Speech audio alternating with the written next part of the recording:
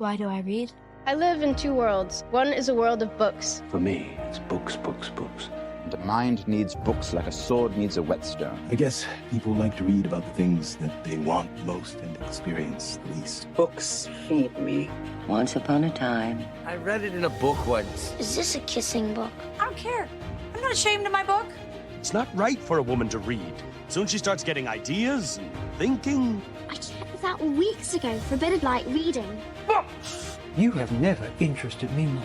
I have many leather-bound books, and my apartment smells of rich mahogany. Now, when you read, don't just consider what the author thinks. Consider what you think. I love that book. I hated that book. How can you read this? There's no pictures. Don't read this book. Those books are good. This might be the best book I've ever read. I'm gonna go read. Go ahead, read. Why do I read? I read because this world is modeled after me.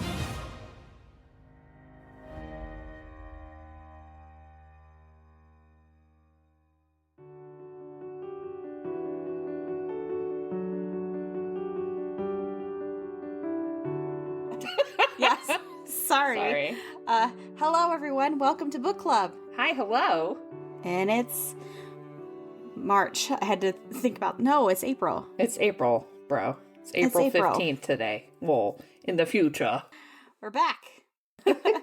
Welcome to our bonus book of April. What did we read, Lita? The Wedding People by Alison Espach. It's really hard for me not to say Espache. Espache. Espache. Alison Espach. Alison Espach. Yes, we did indeed. I hope you all read it too. This book won the Goodreads Choice Award for 2024. And I had more than one friend give it rave reviews. And a couple of them said, hey, yo, it's podcast worthy, so you guys should do it. And so here we are. We're doing it. We did it. This book was also a finalist for the Book of the Month. Oh, for was the best it? book of the year. Yeah. Nice. It did not win. No, the God of the Woods by Liz Moore. I don't think I know that one. Something like that. Book of the Month. Hey, yo. Woo! I'm going to sign up for it. You broke me down. I'm going to do it. Do you need another referral code? Because I get a free book. Does that one expire? I have it still. Do not know. Well, when I do it, I promise I will use the link. You said doo-doo. You're so mature. So mature. Gene wanted me to mention on our podcast that he's read 2 books this week and that he's thinking about opening a Goodreads. He said, opening one. Oh, I'm thinking about opening one like it's a shop. Actually, I did talk to Wyatt. Like, Wyatt was asking me about our podcast the other day. He was like, whoa, that's like really cool. And I was telling him about Gene and our secret plan to make them best friends.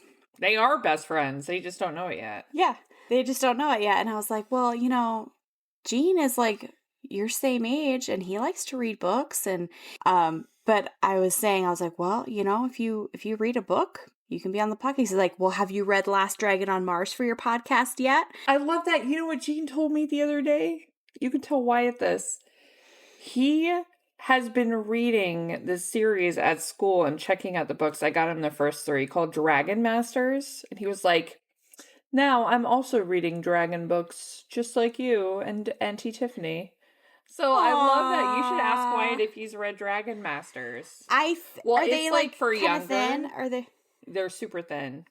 Yeah. I think that they've read all of those a while back. Yeah.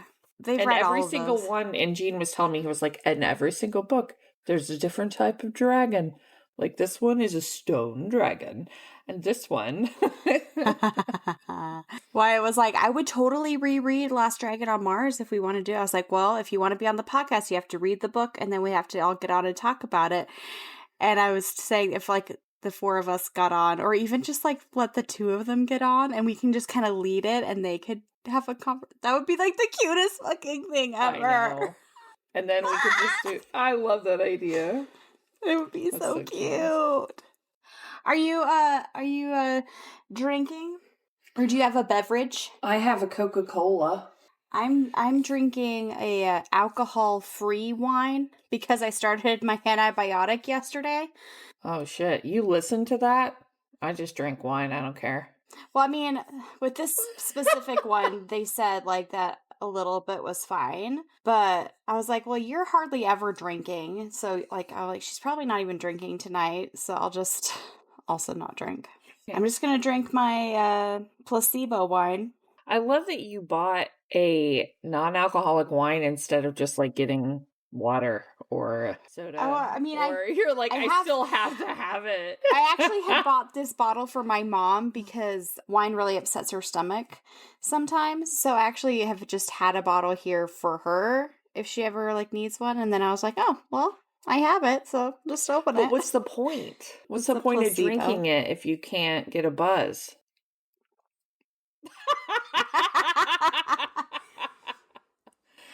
For all you guys, she just drank that and made a face because it was so weird. It's like, what is the point? There's not. We'll describe the flavor. Come on.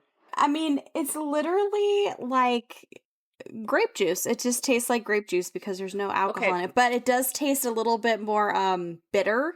Question. Like a little more tart. Yeah. How much did that cost? $15. Okay. You should have just got grape juice. Okay, you got duped. Though. Well, $15 for grape juice. That's what that is. Yep. Your face. You're like, yeah, I'm just realizing. Anyway. You're hilarious. Lita, did you like the book? I did like the book. Did you like the book? I did like it. I did like it. Yay, we liked it. Yay, we liked it. And honestly, it was a super refreshing to enjoy a book after the train wreck of Onyx Storm. I was just so ready to read a book that I had a little bit of an issue with this book. Oh, really? Coming off of Onyx Storm. Not really an issue with the book, but just, and we'll talk about that. Oh, I'm curious. As soon as we do our spoiler alert. Spoiler alert. Spoiler alert. Spoiler alert. We are going to be talking about The Wedding People, and we are going to talk about all of the things, all of the plot points, everything that happens in the book, any spoilers. There is some triggering elements of the book, including suicidal ideation and depression and anxiety and infertility. So if those are pretty big triggers for you, you might want to skip this one. So if you haven't read this book yet and you don't want it spoiled for you, pause it, go read it, come on back and join us, and then we'll get into it. And if you don't plan on reading the book, you can just stick around and we're going to talk about it and you can walk away feeling like you have read it. Bam. Also, we're going to talk about all the things. We're pretty unfiltered. There's also that. So you've been warned. You know, sometimes our opinions are the opinions we will give you, and sometimes you may not like them. Sorry. All right. Let's dig into this. Tell me how you feel. This book took me a little while to get into. Coming off of Onyx Storm, I was so drained from that read. Like, it just zapped all the life out of me. Yeah. It made me want to get away from fantasy for a while. Just read a different kind of book. I was really excited to start getting back into fiction on the podcast a little bit because we've been doing a lot of fantasy. So yeah, me too. Switching in this book, I was like, okay, I just cannot do another complicated mindset person right now. Like, I was really annoyed. Right. And I probably wouldn't DNF'd it, not because I didn't like it, but just because I was looking for a different kind of vibe at the time. You know how that is? When you start a book, you're like, okay, well, I want to read this, but I'm going to come back to this when I'm in the right headspace. Yeah, so it's not a DNF. It's just a NRN. NRN? Not right now. Yeah. So, but I couldn't do that. TM. TM. I couldn't do that because we had to read it for the podcast. And so I had to push through it. And it really grew on me. It grew on me a lot. Well, I'm glad, but if that ever happens, you can also just say, bro, I'm just not in the headspace for this one right now. Let's skip it. Like we could have done that. Well, I know, but like I actually enjoy that about book club. You know, it's kind of like when we watch the Oscar movies every year, like it really pushes you out of the box that you put yourself in for the reads that you would normally read, the stuff you would normally do. It forces you to become more cultured and to see things from other points of view. And so I don't mind pushing through a book, because I would say most of the time when I push through the way that I push through this one, it ends up being a good book. Good. Well, you know? I'm glad it came around for you. And then other times you just want to set it on fire and start a bonfire with it, like with Onyx Storm. Like I was so because I kept pushing and it just wasn't getting any better. That's the most frustrating part, when you're really pushing through to get one and there's like zero payoff and you're like, that was so much work and it was not worth it. I didn't feel that way about it. For me, it was actually a pretty quick read for me. I will say that I did listen to most of it, versus reading it. I popped in here and there.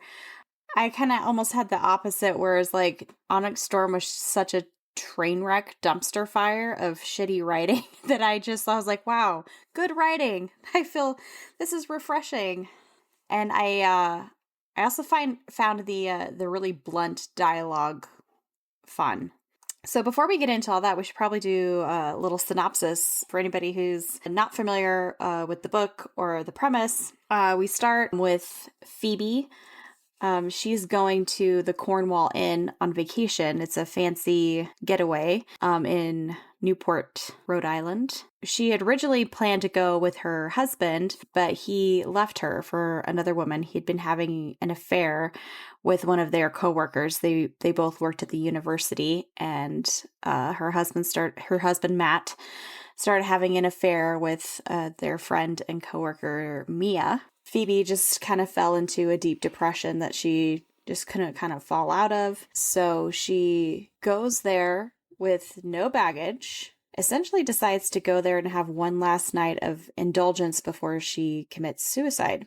So that is her plan. But that same weekend that she's going, there is a wedding happening there. And that hotel was supposed to not allow anyone who wasn't one of the wedding guests or the wedding people into the hotel. So they quickly mistake her for someone in their group, even though she's not. And the bride, Lila, and her have a meet cute in the elevator. And when she questions her about who she is and what she's doing here, because she's not one of their family members, she's pretty blunt about the fact of what she's planning on doing, and just kind of comes right out and says that she's gonna kill herself. The bride is pretty shocked, but not for the reasons you would think. She just doesn't want her wedding to be ruined. So she's not very sympathetic, and it kind of goes from there. And that's kind of where we start our story. Yes, we do. I was really, I wouldn't say shocked, more surprised with the suicide thing. I definitely was not expecting it to be that kind of book. I thought it was going to be more of a I'm finding myself from the beginning of it, because it's talking a lot about her and her husband's relationship and how she is just haunted by the memory of everything that they were together, their life. I thought it was going to turn like kind of into a rom-com, and then the suicide thing came out. I'm like, whoa, this is going to be a little more of a darker tone, I think.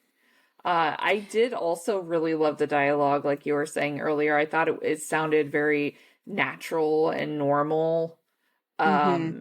Sometimes it went on for long periods of time, and the exchanges that were happening were very fast-paced, like it would be in a normal conversation, without a lot of narration in between. Also, I liked that. Some pretty interesting, funny, quirky conversations as well. It was modern without being cringy. Yes. Yes. I agree. It was good. I also felt that, which is also hard to do, with the dialogue alone between the two of them, you get a really quick sense of both of the women's different personalities right away. Lila is the bride's name, short for Delilah. Yes, and she's there to marry Gary. And, Gary. That name. Some of the names in this book, Juice, Gary. Oh yeah, that one was weird. Juice was Gary's 11-year-old daughter. Bob. Matt. I think I'm not a big fan of the name Matt. No? I think it just goes back to the Vampire Diaries. It has nothing to do with like real Matt. I just think about Matt Donovan. Fucking Matt. Oh, Matt. Matt. That's funny. So, I mean, every time I hear that word, I'm like, ugh. Matt. So there was a funny moment where some of the dialogue during their first meeting reminded me of The Office. They're in the elevator and she's trying to figure out who Phoebe is on page 13. So are you in Gary's family? No, Phoebe says. Are you in my family? You don't know who's in your own family? I have a very large family, the bride says, like it's a big problem. Well, I'm not in your family, Phoebe clarifies. But you have to be in one of our families. No, Phoebe says, I'm not in any family. And it just reminded me of when Michael Scott was like, well, Toby's divorced, so he's not really part of his family either. Oh. How about like when she first goes to get on the elevator, Phoebe, who's our main character's name, Phoebe, she tries to close the elevator door. She presses close door. She's like, I'm not holding the elevator. I have a plan. Mean. Yeah, and then the bride literally tries to catch it with her arm and it cuts her hand open. Yeah. And she was like, oh shit, I'm sorry, I didn't think it would do that. She was like, oh, sorry, I closed the door on your face and cut you open. On your wedding weekend. Wedding week, by the way, 6 days for a wedding week is so long. It's extreme. I mean, it is a destination wedding, so I guess you can give him half of that. But Lila almost doesn't even want to be getting married. It's more about the wedding for Lila because her dad passed away recently and his dying wish was to see her get married. And she's like hella fucking rich. So she's literally spending like about $1 million on this wedding. And she just wants it to be as big and extravagant as it can with her dad's money to fulfill his final dying wish. This is a quote from Lila, and she's talking about the money that her father had left her and his wish for her to get married. Page 63. This money was the last thing my father ever gave me in this life. I wasn't about to give 33% of it away to some wedding planner who suggested it might be nice to parachute into my own reception. I wanted my father to be proud of how I spent it, and I know that he would be. I know this is going to be the most beautiful fucking wedding, and if I wake up to your corpse being rolled into the lobby tomorrow morning, you should know I'll never recover from something like that. Lila is super selfish. She's very insensitive to the people around her and what they're going through. She's even insensitive to Phoebe about the fact that she wants to commit suicide. She's almost completely checked out from empathy. Yes. I have a quote for that too. Page 17, when she says, like, well, I'm here to kill myself. Her reaction is, oh my God, don't do that. She says, how can you do this to me? And Phoebe says, believe it or not, this actually has nothing to do with you, Phoebe says. Of course it does, the bride says. This is my wedding. I've been planning this my entire life. I've been planning this my entire life. It's not until Phoebe says it that she realizes it's true. Not that she's always wanted to end her life, but it's been an idea, a self-destruct button Phoebe never forgot was there, even during her happiest moments. So it puts you into her headspace pretty quick, and, you know, I've never struggled with that, but I can't imagine being in that headspace. I agree with everything you said, and it shows her immaturity. Lila's very immature. She's 29, isn't she? Yeah. Yeah, she's 29. And she's still... When you're younger, you're a little more selfish. I really believe that, too.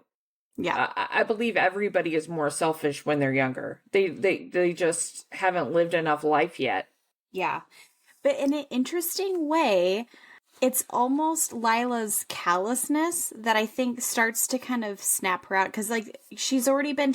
It's been 2 years since her husband left her. So she's been going to therapy and doing yoga and basically doing all the things that they tell depressed people to do to move on with their lives, and just nothing is working for her. So it's almost like Lila's callous reaction to it almost snaps something in her brain a different way. It disarms her. Yeah. She was very decided, this is what I'm doing. Phoebe has surrounded herself, her social environment she's naturally in on a regular basis. She's surrounded by colleagues and adults who don't tell her what they really think. Yeah. They're not honest with her about what they think about her, even. They almost treat her as though it's like an uptight dinner all the time. Even her own husband. Yeah. She's so used to people constantly being fake. Right. Well, and also when they're going through some of the marriage issues, it was during COVID and lockdown. So she was so isolated. And other than her husband, she hadn't really established, a friend group. Like, humans are not, we can't be an island. Like, you need to have people in your life, right? You need your tribe. And she just didn't have that. Her husband was kind of her only thing there. And so coming out of COVID and lockdown, and they're going back to work and everything, she just feels so disconnected from everyone and everything. And now her husband is gone. So not just she's gone, just so he abandoned her in a time when there was no other human connection that you could have with people. And this book really brought back a lot of like COVID PTSD for me. I mean, because it's been 5 years since COVID.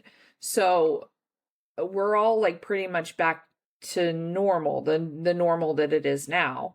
But back when that was happening, it was so bizarre. It was like nothing I'd ever felt. The fear, the isolation. And it even brought it back when they're interacting with the staff at the hotel, when they go out in public. Like, she even integrated it into those interactions that she's having or they're having with other people in the public. Like, oh, sorry, we're really short-staffed right now. And how understanding everybody was as a community during that time. Thank you.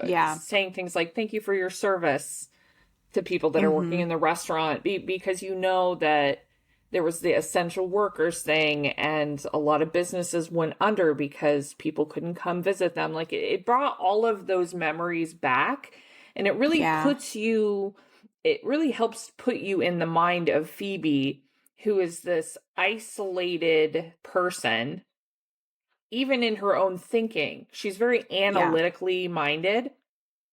She's a lit professor, so she's very book brainy lady. This is the first book I've read that really has COVID as part of the plot. So that was interesting. Well, it integrates it so well to add to her feelings of depression.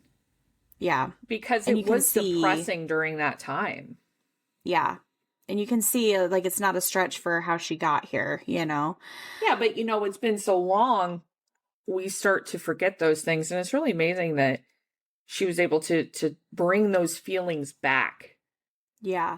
But I also felt like it wasn't like beaten over like a dead horse, like the COVID aspect. It was just like a casual reference, kind of the way we all do. Like, oh, well, that was during COVID, so we didn't get to do that. She's a very, very immersive writer. She knows how to describe the emotions that people are going through very well. Yeah. And I never felt too isolated in Phoebe's perspective, though, because there's a lot of dialogue in the book. So I really liked that. So after a bit, so Phoebe goes to her hotel room and she's just going to have like a final night. She plans to order room service and have a drink and, you know, do these things and just kind of have like a one last night before she takes a bunch of pills.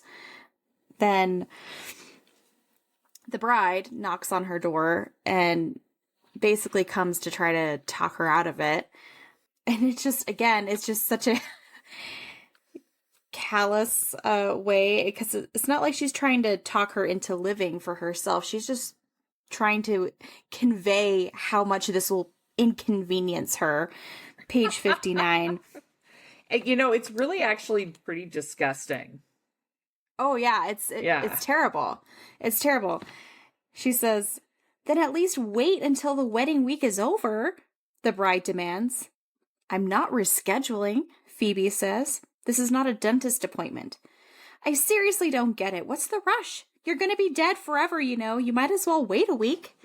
And then a bit later on the page, she says, it's not like you're going to live for much longer, the bride says. Might as well wait it out. Do you know something about my medical history that I don't? Phoebe asks.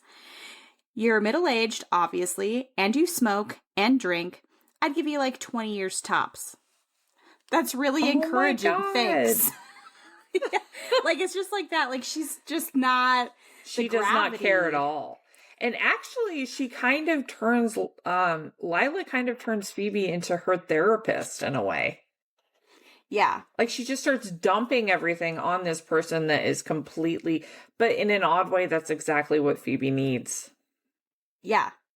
It's strange. Yeah. Cause and there's this, this freedom and anonymity with strangers that, because she's so analytical and, professional in majority parts of her life and always worrying about what people think of her, in her mind, like, knowing that she's like going to not be here anymore, she just becomes this unfiltered version of herself. And it almost gives her the freedom to just be who she is. And I think that kind of starts to turn the tide for Phoebe to kind of maybe reassess what her future could look like with her just actually being herself and saying what she wants and thinking what she wants. And well, not only that, being happy. I think a lot of people think about death more than we talk about. And I think that this book will probably resonate with people in a very odd way, because everybody has really down times in their life where either A, they think about death, or they've lost someone and they're thinking about death. I mean, it's just such a normal thing to think about that we don't talk about. Yeah. This is my note.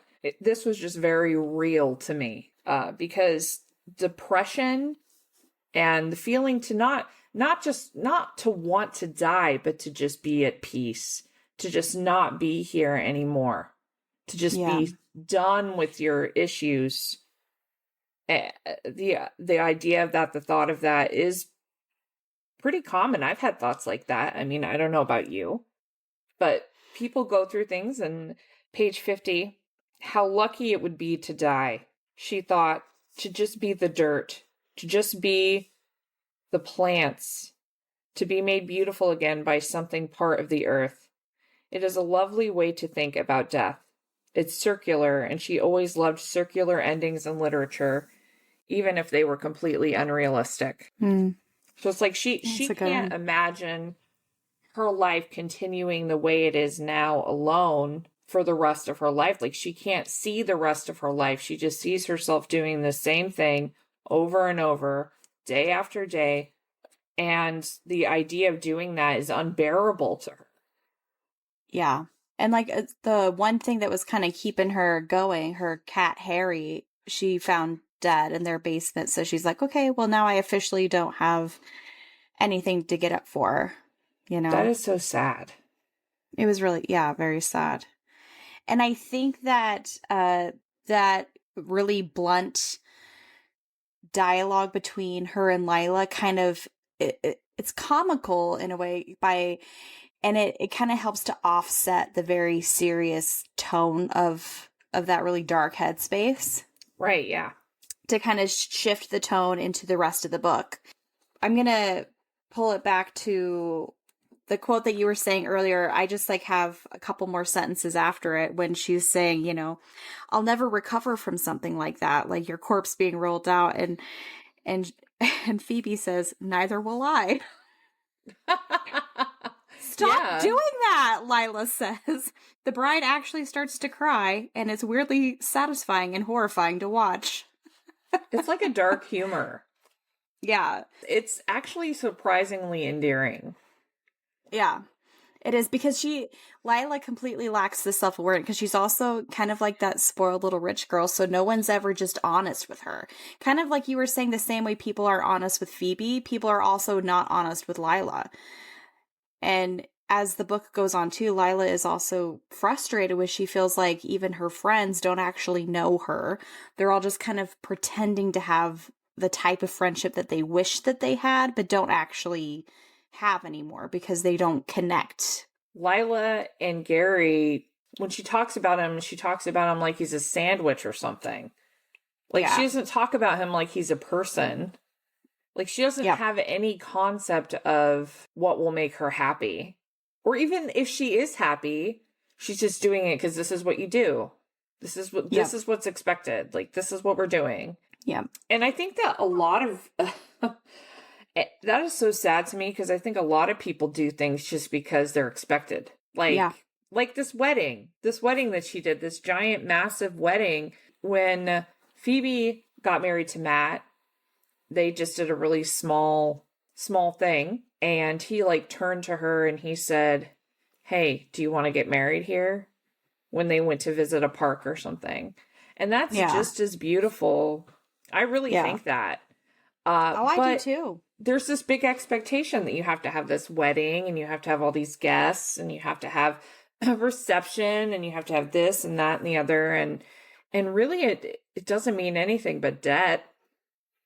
I mean, it's a gesture, it's kind, it's a celebration, but also I also think that like women in general, it was a freaking huge deal for women back in the day to get married. It was like, this is the rest of your life. This man owns you now. Congratulations. Like, it was like a big deal. Yeah. You know, when you got married, you're no longer a burden to your parents. Someone else can take on their, you know what I mean? Yeah. Like, it's not like that anymore. It's just not. So just the idea that she's having this big wedding and she doesn't even like Gary. Even when somebody says his name, she's like, ugh, Gary. Ugh. Yeah, and she's like, well, he's attractive, and she's like, is he? I mean, I guess he's like so old. I know, because they have an age gap. Because Lila's like 25, and he's like, what is happening here? Is this also because of COVID? Like, you know, it has fostered this weird relationship, this drawn out engagement. And now they're just not a good fit anymore. You know what I mean? No, so it's not. They met after. So she met Gary because of her dad. So Gary was a doctor and her dad had cancer. So Gary happened to be her father's doctor. And then like a week or two later, he happened to go into the art gallery where Lila and her mother work and own. And they met again. It's like, oh, you're my dad's doctor. And they kind of, you know, got together. But then as it went on, it was just kind of like, I think they were both looking for something in the other. Because Gary had also lost his wife. So he's a widower and now a single father to a daughter. So I think they were both just searching for something. You know who it is? What it was? It was Jack from Lost. Yes. He needed something to fix. And so remember when he met that really hot chick and she was like, my father, you must save him, or whatever. And he died during surgery and then they kissed or whatever. Yeah. They just fell into this thing, which ends up being a pretty toxic thing. And then they decide, like, let's get married because this is what you do. This is what's expected of us. But neither of them super like the other, and like No. she doesn't get along with Gary's daughter. Gary's daughter doesn't like her at all. And then Phoebe kind of comes into the mix, and she kind of weirdly becomes everyone's therapist. Like she's like the only neutral person there now, and everybody now knows that she's not one of the wedding people. So everybody just kind of like starts dumping on her. They just word start dumping vomits all their stuff. Yeah. onto her, and it's so interesting because she's kind of getting so many different family dynamics and things. So she doesn't start drama in any way. She just listens. She keeps it. Yeah. Well, and I think that's what most people end up needing is just someone to listen. Yeah. The bride's young in her mind. Page 17. This is from Phoebe's perspective. Please. This is about her not committing suicide. Please. The bride says again like a child, and it occurs to Phoebe that that's what she is. 26, maybe. A child, the way she and her husband were children when they got married. The bride doesn't understand yet what it means to be married, to share everything, to have one bank account, to pee with the door wide open while telling your husband a story about penguins at the zoo, and then one day to wake up entirely alone, to look back at your whole life like it was just a dream. And think, what the fuck was that? Isn't that beautiful? She is beautiful writing. There are so many quotes in here that I have several for later for final quotes, but just such a great, poignant way of saying things. How about they gave her a coconut pillow? And I was like, ooh, I want a coconut pillow. Oh, really? I was like, ugh, I hate the smell. Well, at one point she said that the coconut pillow was making it hard for her to fall asleep because it was so coconutty. Yeah. You like piña coladas. I went on Amazon and I searched for coconut pillows, and it's a thing.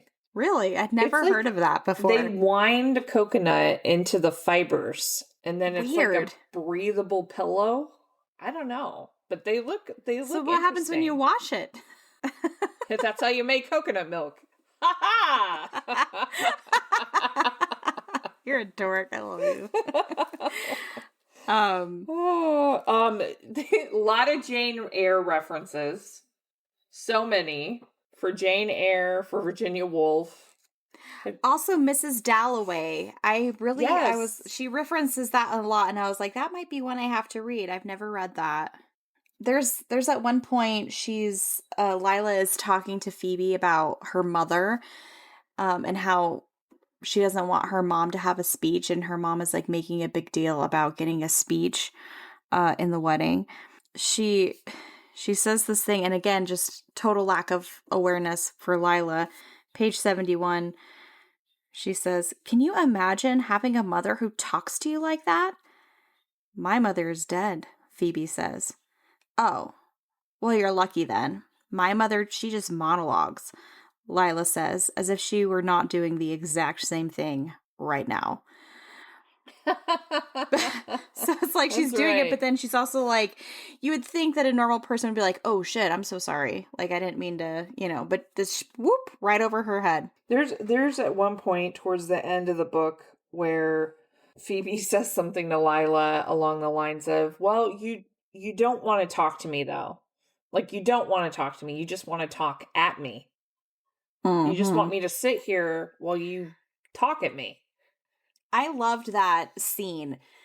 It's so great because I feel like it's the first time too that Phoebe is actually standing up for herself in that moment, because Lila just comes barging in the room, not knocking, not anything, and Phoebe's in the bathtub, like naked in the bathtub, and Lila just storms in there and starts bitching at her, and she's like, excuse me." She wasn't just naked in the bathtub, she was rubbing one out. Yeah. She was rubbing one out. She was this close too. This close. And she just like, "What the hell are you doing?" And she's like, "Well, blah, blah, blah, blah, blah." And just starts bitching at her. And finally she's like, "Are you kidding me right now? I was about to have an orgasm. Like, I'm in the bath. I'm naked." And she's like, "Oh, I don't care about that." Like, not thinking that maybe Phoebe might care about a person just showing up, and she's like, I thought I locked the door, and she's like, oh, well, I have a key. Like, zero boundaries. Yeah, well, she did say, though, that when she didn't answer the door, she wanted to check and make sure that she was alive because she's suicidal. That's so true. She was That's like, fair enough. Well, I just let myself in just to check on you. Did you ever think about that? Gah, Phoebe. Did you have a hard time with the name Phoebe?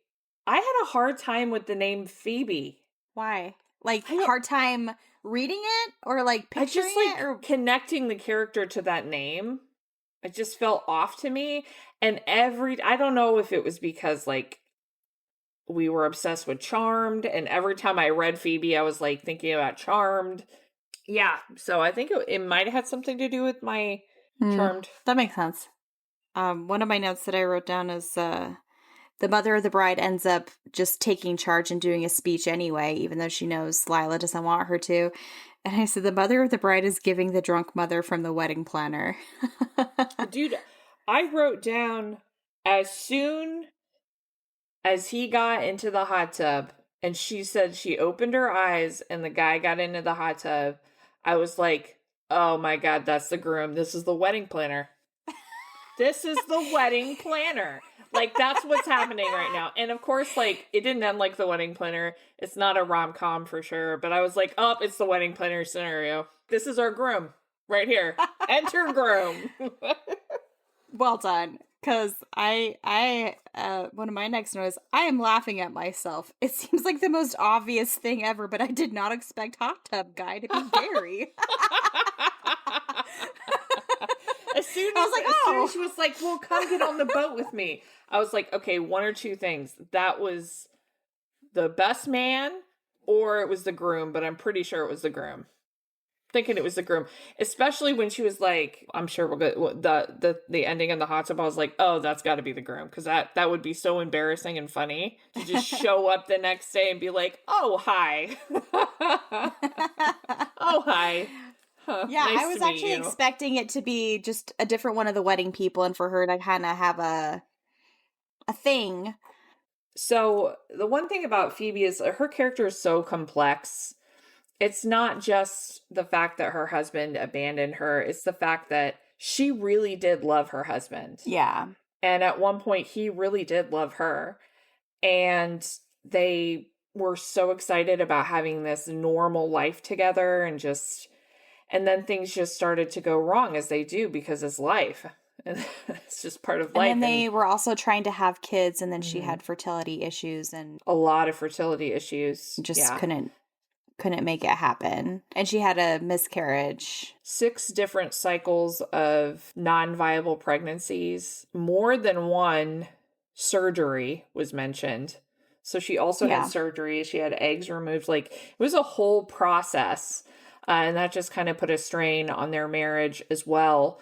She's going through all this stuff and she's depressed and she's not doing anything with her career. And that's super frowned upon in the community, the academic community that they're in.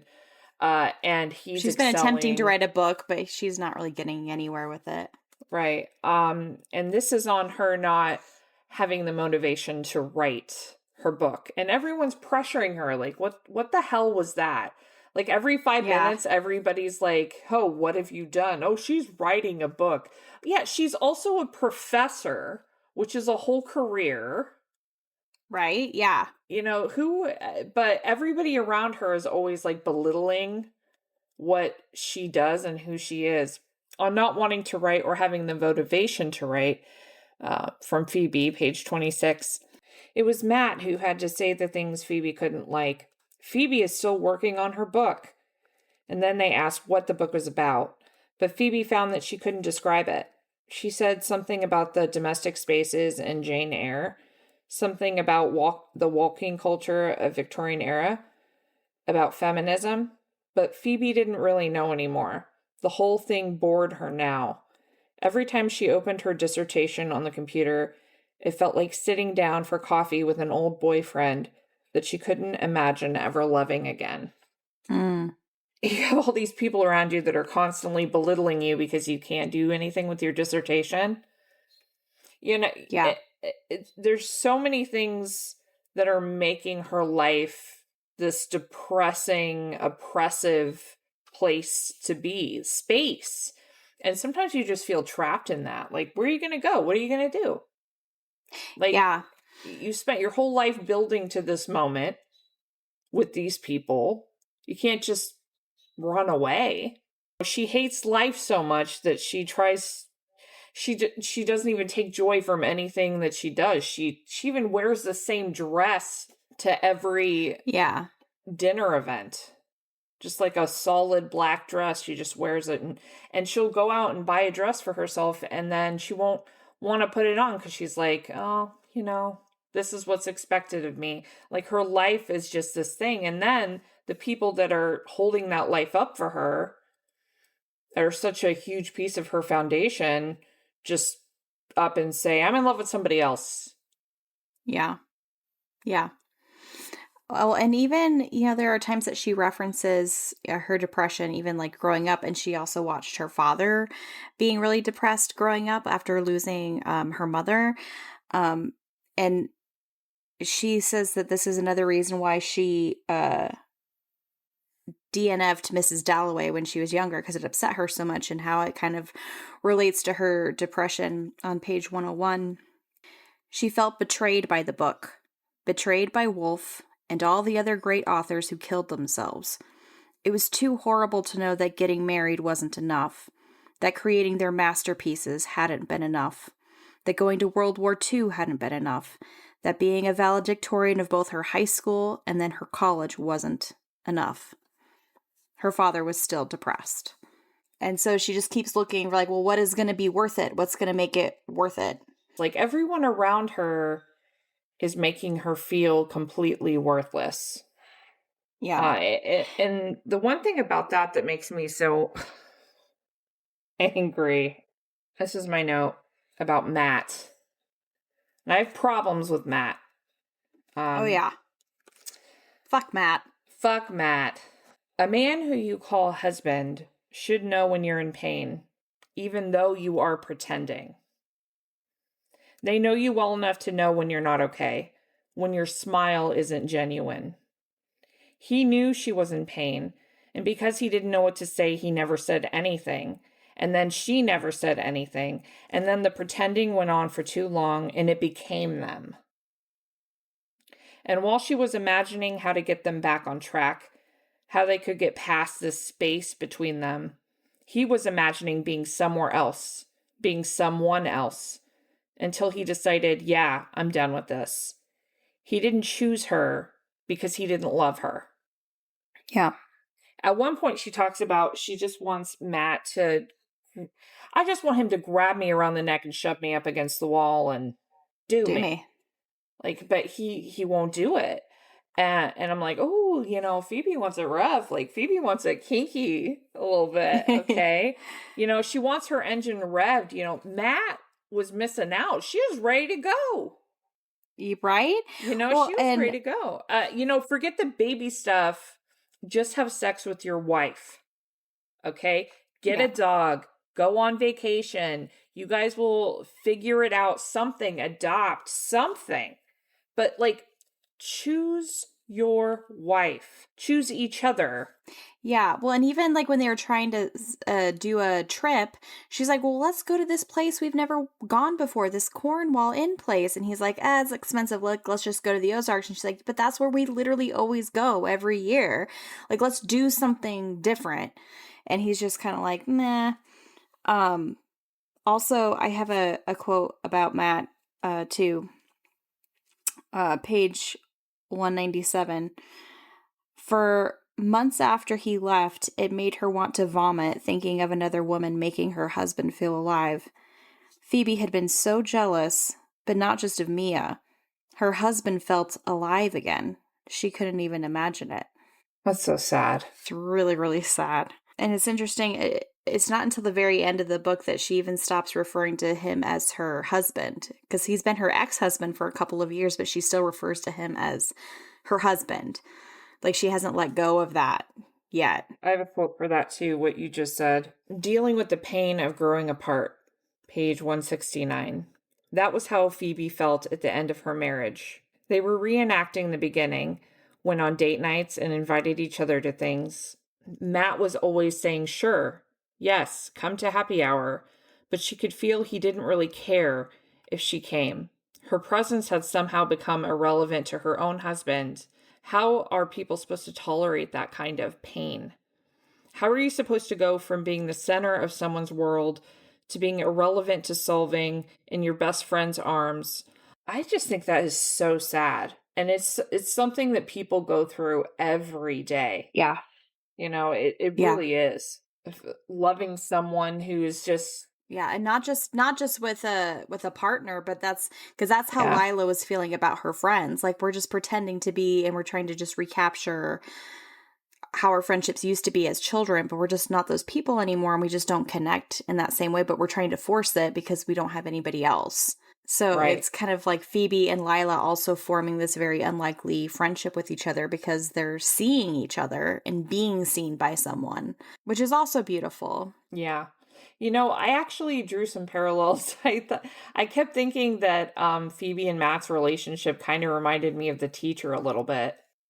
Just the way they were I was remembering the teacher too, yeah. Yeah, how they were just like putting walls up and not talking to each other. Yep. The wash, rinse, repeat of it all. Speaking of the teacher, where it all began, the Poe references. Oh my gosh, Poe!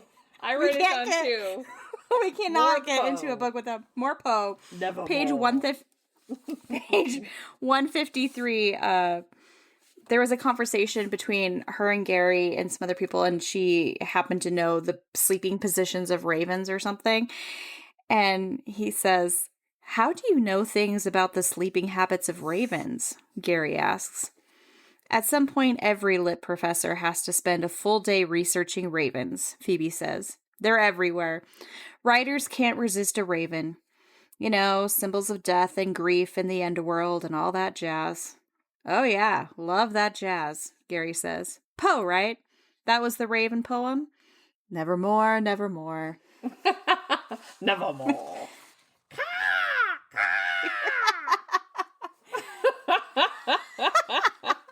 Well, it's ridiculous. Well, there it is. Like, now they're just like, they're all over the place. I'm like, oh, here we go. What you were saying earlier about Phoebe being kinky and wanting more from Matt. At some point, she gets roped into some wedding pre-stuff because the maid of honor skipped out, and so Lila was like, "Well, you'll be my maid of honor," and she's like, "I don't even know you. We're not friends." And she's like, "Well, we are now. We're kind of friends." And so now Phoebe is one of the wedding people, and she's become the maid of honor. So now she has like a list of things she's got to get for the bride. So she has to go to a sex shop to find some compostable dick straws. And she feels like super awkward going in there, but then the lady who's working there is just so nonchalant about everything. Page 207. "The whole exchange is so businesslike, Phoebe wishes she could go back and speak the same way when in bed with her husband. She wishes she could have had the courage to ask for what she wanted, even if it sounded weird, because she is starting to suspect that she actually likes weird things, that everybody likes weird things, which is why sex shops are open in the middle of a Thursday afternoon." Get it, Phoebe? Get it, Phoebe? I can't even remember the last time I went to a sex shop. I should go to one. I should make Jared take me to one just to embarrass him on purpose. Oh, that would be the best day. You should. He would be like, "Leah, shut up." I'd be like, "What about this one?"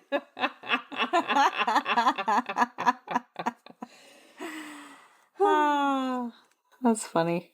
I liked Phoebe and Gary's dynamic because they clearly have an attraction. So that first night that she decides to not kill herself, she kind of wakes up in the middle of the night at like 3 or 4 a.m. She's thrown up the pills that she's taken, so she goes down to the hot tub to just be alone and just goes in her bra and underwear.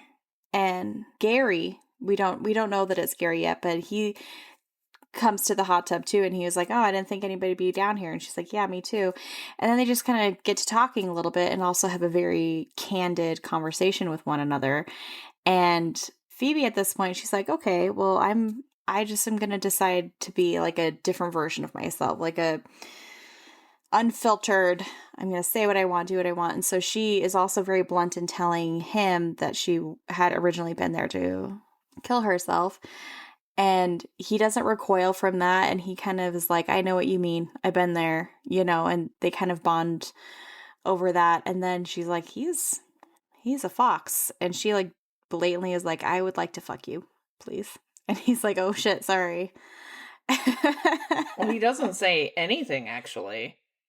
Yeah, and then she's like, oh, you're with someone. And he's like, yeah, I am actually. Like, reluctantly, because, like, they definitely have, there's a spark between them. There's something there, but he, turns her down or whatever. And then the next day, she goes to one of the outings or whatever and finds, like, oh my God, of course, it's a fucking groom. And she's like, I'm not just sorry about that. She was, like, standing up when she asked him, and she didn't have a bathing suit. She was just wearing black lingerie.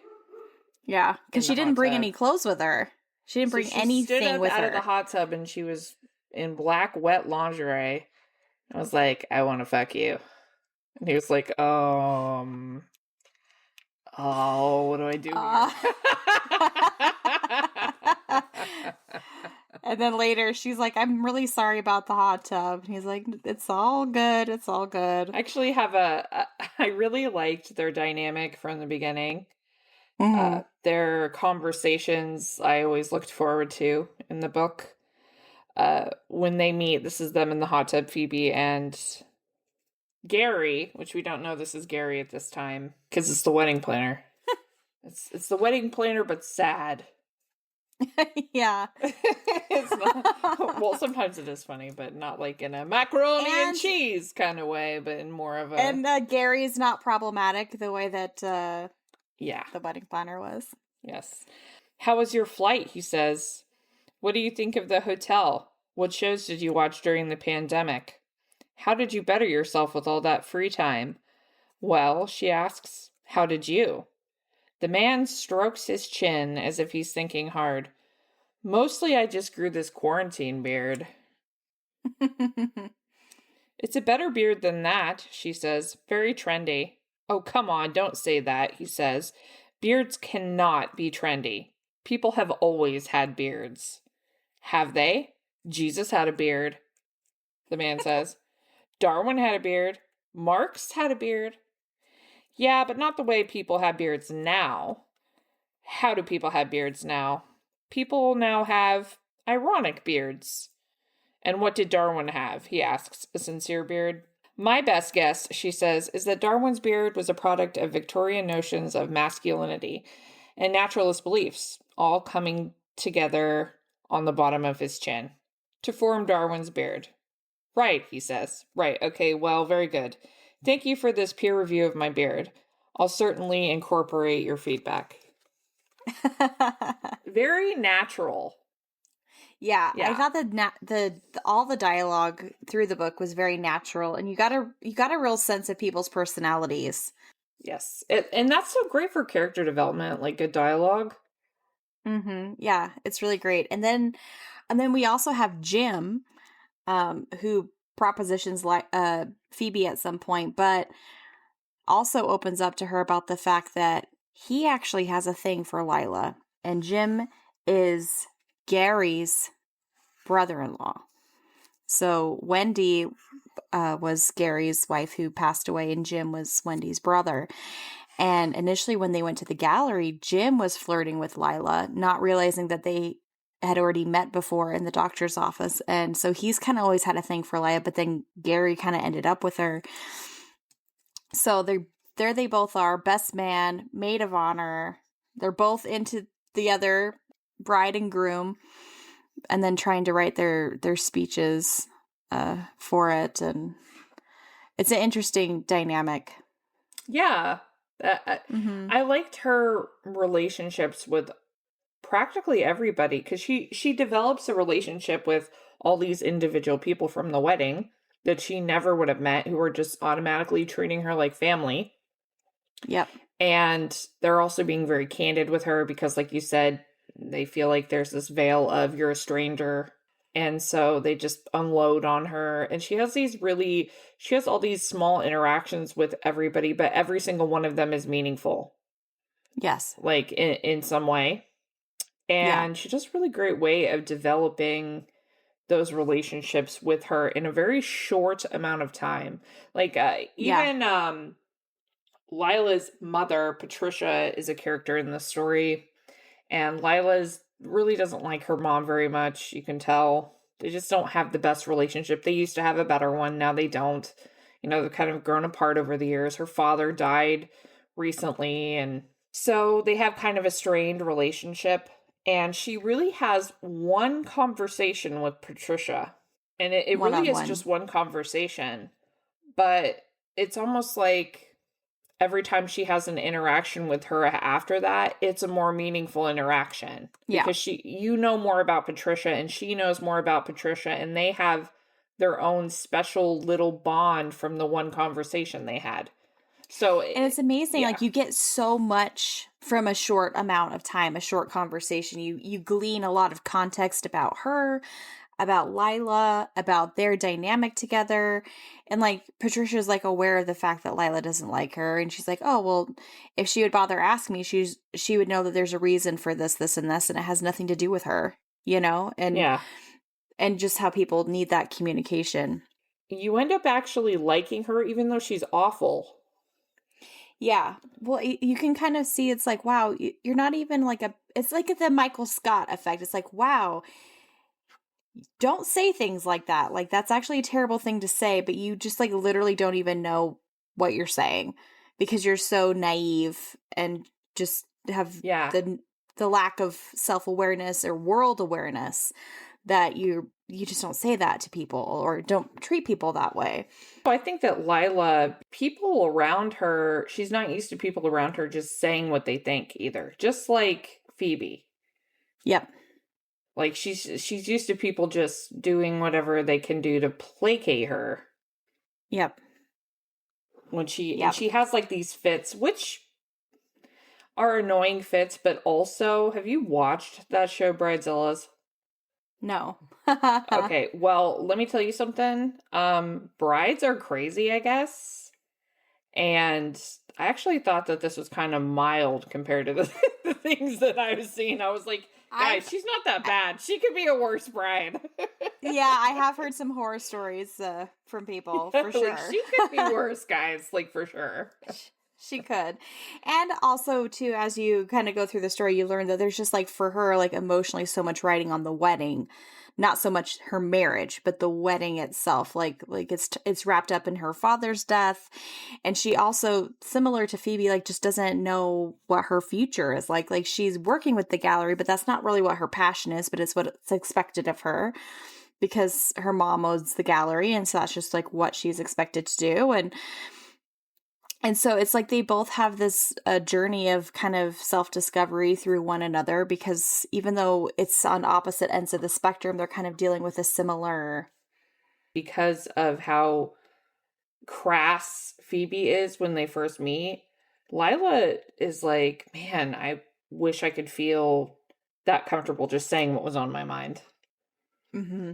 And it kind of inspires the way that Phoebe just, because she basically says, I'm just going to say what I think. Like, I'm done trying to pretend like I'm okay all the time. No more people pleasing. No. And so she just starts saying what she thinks. And it has this, like, ripple effect, like when you drop a stone in the water. You know, like, everyone around her just starts saying, well, you know what? You say what you think. I'm going to tell you what I think about this. Why not? You're sharing. I'm going to share. Like, it just opens up all the communication with all the people. Just being yourself and saying what's on your mind, even if it's not always the perfect thing to say in that moment. And I really think that is something that everybody struggles with. Yeah. You know, that social pressure. But if you're treating everyone that way and they're all treating you that way, you're not having real interactions with people. It's pretend. Yeah. And I can't stand those kinds of, like, small talk, fancy occasions where you're just talking to people that don't give a shit about you. You know what I mean? Like, yeah. And like, you don't care what I'm saying.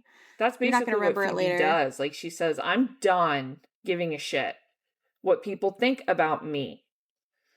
And everybody else starts thinking that way too. And because Lila is able to start thinking that way, she realizes this isn't what I want. I don't want to marry Gary. Like, I want to do what you're doing. I want to just be me. Yeah. And it's great. It's interesting too, because like if Phoebe hadn't have been there in that time and space, Lila would have married Gary. Spoiler alert, they don't get married. They call it off at the last minute. No, Lila calls it off. Gary goes to get married. Gary's waiting. Yeah, like, yeah, and Gary's she down the aisle up. waiting. He's like, I guess we're doing this. Like, he did not get cold feet. He showed up. Well, he kind of did, but he wasn't going to do anything about it because the night before he's about to talk to Phoebe about his feelings. He's like, I think I might be making a huge mistake. Knock, knock, knock. And it's fucking Phoebe's husband, Matt, because she's been ignoring his ass. Ex-husband. Thank you. She's been ignoring his ass this whole time because now all of a sudden that he can't reach her, now he's really obsessed with her whereabouts. Like, please text me back. And she's like, no, what? Fuck you. Like, it's been 2 years. Like, you don't give a shit. Like, you don't call me. You don't. But now all of a sudden that I'm inaccessible to you, now you want to rekindle something. And Lila well, and it's not just drunk. that though. Okay. She left work in the middle of a class, disappeared from campus, didn't show up to work the next day. Okay. And of course, people are probably reaching out to Matt, like, have you heard from this? This is what happened. That's very unlike her. She's very scheduled. She never misses work. And she certainly doesn't just up and leave and just disappear. Yeah. And then she's not answering her phone. He goes to check on her. The house is all in shambles from her packing in a hurry. And the cat is dead. And she obviously found the cat because she threw a blanket over it. And so he walks into their house. It looks all crazy in there. The cat's dead. And you're not answering your phone. And the credit card says that you, like, took a big lavish vacation. Like, those are all huge red flags. So I mean that is true. Yeah, like, even if they weren't able to rekindle everything, like, you would think that, she doesn't have anybody, she doesn't have any family. Her dad's dead. Her mom, she doesn't have a mom. So, he goes to check on her and she's not there. And so he's thinking the worst. That's kind of scary. No, for sure it is. And I did feel that she should have at least. And then, and like, the thing that really triggered that was the fact that she just saw you with Mia at work, and then all of that happens and you think you're the cause of it. Like, what are you going to do? Yeah. I mean, I do get that. And I did think that she should have at least texted him a proof of life text. No, I didn't. I was like, fuck him. Immediately when I read that, I was like, she better not fucking text him. I will lose so much respect for her. Like, let him suffer. Why not? I had both things. Well, like you said, he's probably thinking the worst. And exactly. So, like, I definitely had twins of like, yeah, fucking don't text him back. And then I'm like, if it were me, I probably would have caved and texted. Just let him sweat a little bit. That's what I would have done. I probably couldn't have resisted after a while, though. Yeah. But the thing is, like, but when he does show up, then he's immediately like, I don't know what I did. Like, I want you back. Like, I don't, and it was just, I really hated the fact that they slept together. Yeah. That she's like, it's understandable.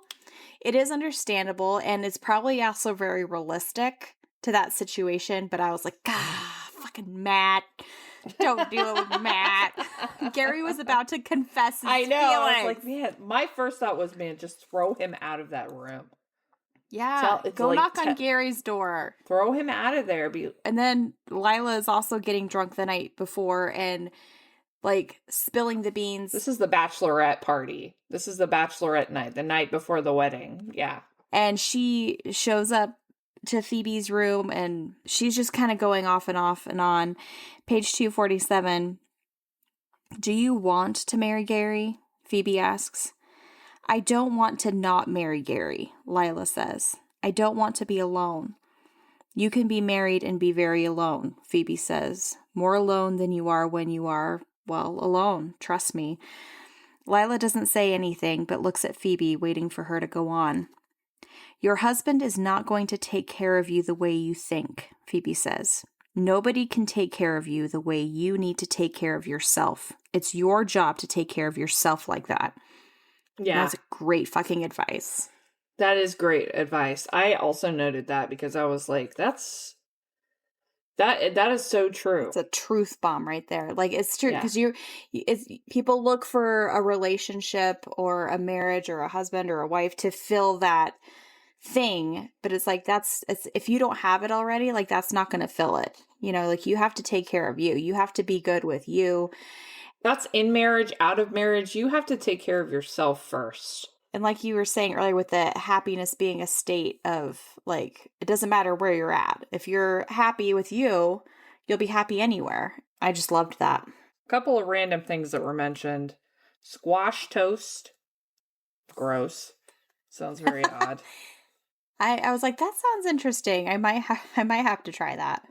Sounds weird. They mentioned the Vanderbilts. Uh-huh. Did you get that? I was like, the Vanderbilts. The Vanderbilts. The Vanderbilts. We are invested in the Vanderbilts, guys, because we grew up near the Biltmore Estate in Asheville. North Carolina. And the Vanderbilts built that building. I was really shocked that the therapist told her that she's not the suicide type. Oh my God, I know. Isn't that crazy? Page terrible. 161. This is from her therapist, something her therapist told her. Phoebe's therapist. Yeah, Phoebe's therapist. Can you try a different approach? The therapist asked. Can you sometimes just try to love what you hate about yourself? She didn't understand this question at the time. She didn't understand how she could love herself. She didn't understand what people even meant when they said that they loved themselves. She honestly didn't believe them. How could you love yourself? How could you love yourself when you know every single horrible thing you've ever thought? Deep. Right? So deep. There's so many deep things like that in this book. The writing is really good. Yes. I want to read more of her books. Yeah. Me too. Mm-hmm. Do you know what this is? That ending though.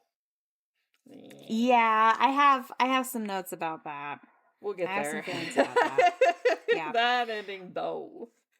I also liked the Phoebe's dynamic with Gary's daughter, because at one point she needs to go get the dick straws, and Juice, it's a nickname, his daughter needs shoes for her dress. Take my 11-year-old with you to go get dick straws.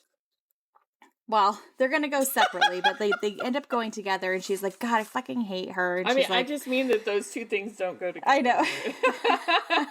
Like, why would you? I'm multitasking. Okay, like, she doesn't take her into the sex shop. So, Gary's daughter's 11 years old. She goes into the, is it like a... It's like a pet store, and she sees a puppy. Store? Yeah.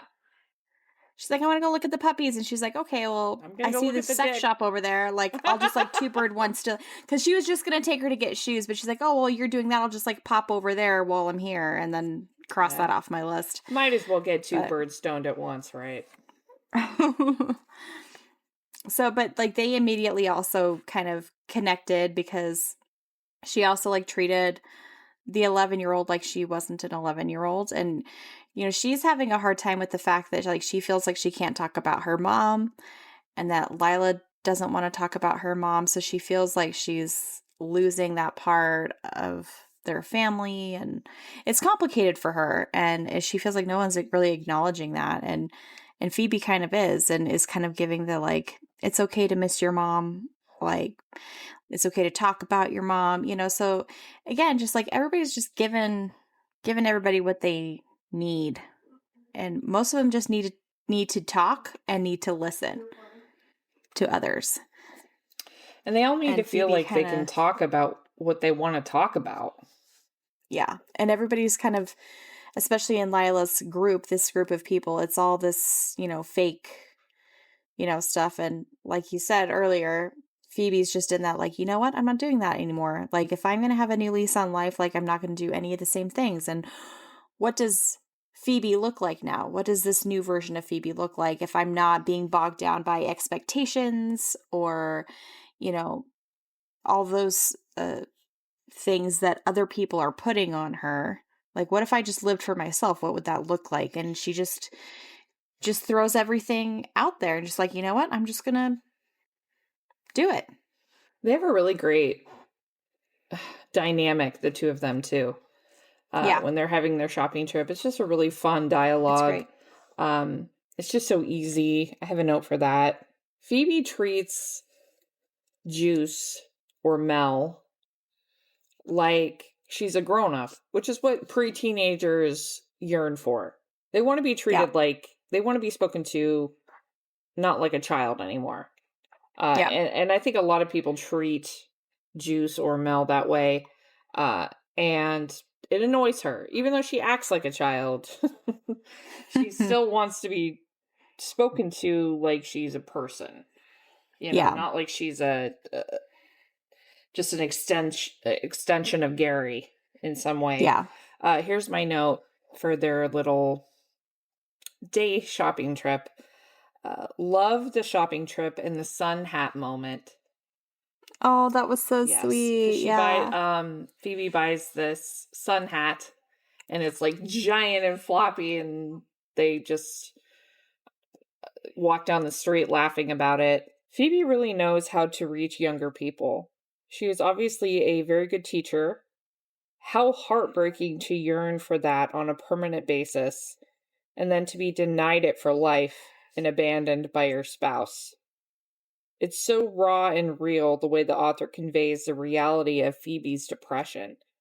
And then to add to the agony of all of it, Gary and Mel end up being the very people who bring her back to life with the ease of just spending time together and being themselves around one another.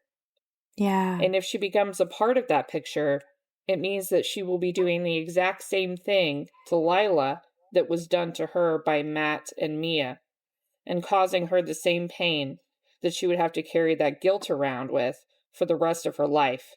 It just makes the whole concept agonizingly sad. It's the strangest feeling of suspense and sadness and yearning for Phoebe to find what she needs. Yeah. Well said. What do you think, since we're talking about Juice, what do you think about the Tamagotchi thing? Because I immediately thought, wow, this is stupid. But then I also thought about when you bought Wyatt the Tamagotchi and how serious he was about it. And I was like, maybe it is kind of serious. She was like, my Tamagotchi died. And I'm like, she's like 11. And then I thought about Wyatt, and I was like, well, he was really upset about his Tamagotchi. Well, it also was like a gift that her mom had given her, so it like had significance there. But just for a little context, the 8-year-old that I nanny, I got him a Tamagotchi for Christmas, and he thought he had killed it. It turns out he didn't, but like he thought that he had, and he came down in tears. But he was like trying to hold it together, and he was like, "I can't do it." He's like, it's too much pressure. like, just give it back. And I'm like, well, I can't give it back. I can't return it. Like, just give it to one of your friends. And he's like, I'm not abandoning him. I'm not going to give him away. Like, he was distraught. And I was like, well, I'll tell you what, I'll take him home with me. I'll take care of him until you feel ready for the responsibility of your Tamagotchi. And I'm happy to say that after about 2-3 weeks, he got over it, and like, yeah. And just if listeners, if you don't know what a Tamagotchi is, oh, young summer children, you young summer children, it is a digital pet that's like usually the size of like a keychain. It's very small, and you have to feed it and play with it. And it beeps at you when it's hungry, just like these little beeps. Oh, it's really cute. And they had like a little funeral for it on the boat, and she tossed it into the water and gave it a Titanic send-off. Yeah, they threw it over the boat, and in a way, she actually kind of let go of her cat at that moment, too, which I thought that was a beautiful moment. And that was really well written to where it wasn't, because that scene could have been so cringy and weird. Yeah, and it wasn't. No. It was touching. And at one point, the people on the boat, they're like, you can't just, like, throw that in the water. And the captain of the boat was like, yeah, you can't do that. And then Phoebe just looks at her and gives her the, like, do it anyway. This is your moment. Like, this is your thing. And she does it. And it's great. Yeah. It's like, yeah, fuck like those that. fish. No. I thought it was really funny that Lila's father told everyone on his deathbed that he hated art. Oh, yeah. When that was, like, their whole thing. That was, like, the whole thing with his wife, like, how they met and, like, their whole life was centered around art. Like, as they grew older, and then on his deathbed, he was like, I hate art. Totally. It's not a lie. I really just wanted to hook up with you, and we fell in love. It's like, then I just had to keep doing this thing forever. That I don't care about anymore. I love how she tied that in, too. And she's like, I don't want to be on my deathbed and be like, I lived this whole life that was, like, built on a lie and, like, pretend to like this thing that I actually don't like. Like, what is the point of that? Well, and that's exactly what she's doing now. Yeah, it is. And I think that Phoebe being there is kind of helping her to break out of that and be like, okay, you can do it. I can do it. Weird things that happened at this wedding, too. Like, somebody fucked her car. Oh, yeah, that was weird. There was, like, a car fucking incident with the tailpipe of the convertible. Yeah, the car got fucked, so we can't drive it today. And she's like, oh, what happened to it? Did it get wrecked? Like, no, someone literally fucked it. I caught them fucking it. What? Like, in the tailpipe. Like, and she was like, how does that logistically work? Yikes. Oh, here's the funny book symmetry. Page 347, the hotel worker, Pauline, is fielding questions, like, from everybody after the wedding's canceled, because they're like, we want a refund for our last night. And to one of them, she says, had I known your husband was allergic to oranges, we would have left them out of the spa water. There's the orange allergy again. The orange allergy. Is that it? Is that? I looked it up. I Googled it. Oh, we got orange allergy information. I Googled it. I was like, okay, that seemed like a weird fluke in, like, Iron Flame, okay, that he was allergic to oranges. I was like, is that even a possible thing? And I Googled it, and it is extremely rare. Like, less than 1% of people have an allergy to oranges. But it just is weird, the symmetries that, like, show up in our books that we... I know, it's just like they all connect. That made me giggle. Also, I really wanted... You know, Phoebe was being super honest with everyone else at this weekend about what her intentions were, and it bothered me that the only person she didn't do that with was Matt when he showed up. Like, I really wanted that conversation. I feel like we were really cheated of a good ending, or an epilogue, or something. Yes, I said the same, an epilogue. Yeah. Or, you know, you just spend so much time with these characters, you really want to know what happens to them, or at least I did. Mm-hmm. Why do you think the author ended it there? Like, what do you think was the intention that she wanted us to take away from such a dropped ending? Because, guys, this is like Sopranos black screen. It is. She's leaving the hotel. There's all of these, like, questions that you have about what's going to happen next, and it's just over. You're taking away the story of from the moment she walks into the hotel, from the moment she leaves. That is the story. Yeah. So why do you think that she did that? Did it that way? When I thought about it, I think the only thing I could come up with is that it was purposeful, that, like, she's walking away from the hotel also not knowing what's going to happen in her life, and it's just an open canvas now, that she can leave the hotel a renewed person, and the world is her oyster and she can decide to do with her life whatever she decides to do, which is great and beautiful. But also, can we get an epilogue to kind of see where that trajectory took her? Like, did she and Lila continue to forge a friendship? Did her and Gary end up kind of like getting together and making something happen? Because she did accept a job there while she was there. She's like not going to return to her old job at the university. She's going to move there and she's going to live in this place. What was it? What was her new job? It's like a winter keeper. A winter keeper. And she's going to focus on writing her book and she's taking a sabbatical or whatever. A winter keeper, which is what Phoebe gets a job doing. They bring it up a few times in the book. But if you don't know what a winter keeper is, this is where the term comes from. Amid the serene but frozen expanse of Yellowstone National Park lies a unique profession that few have heard of, a winter keeper. These individuals form part of a long tradition, tending to a landscape blanketed in snow and temperatures often plunging well below zero. So basically like the caretakers of an estate during the wintertime, like The Shining.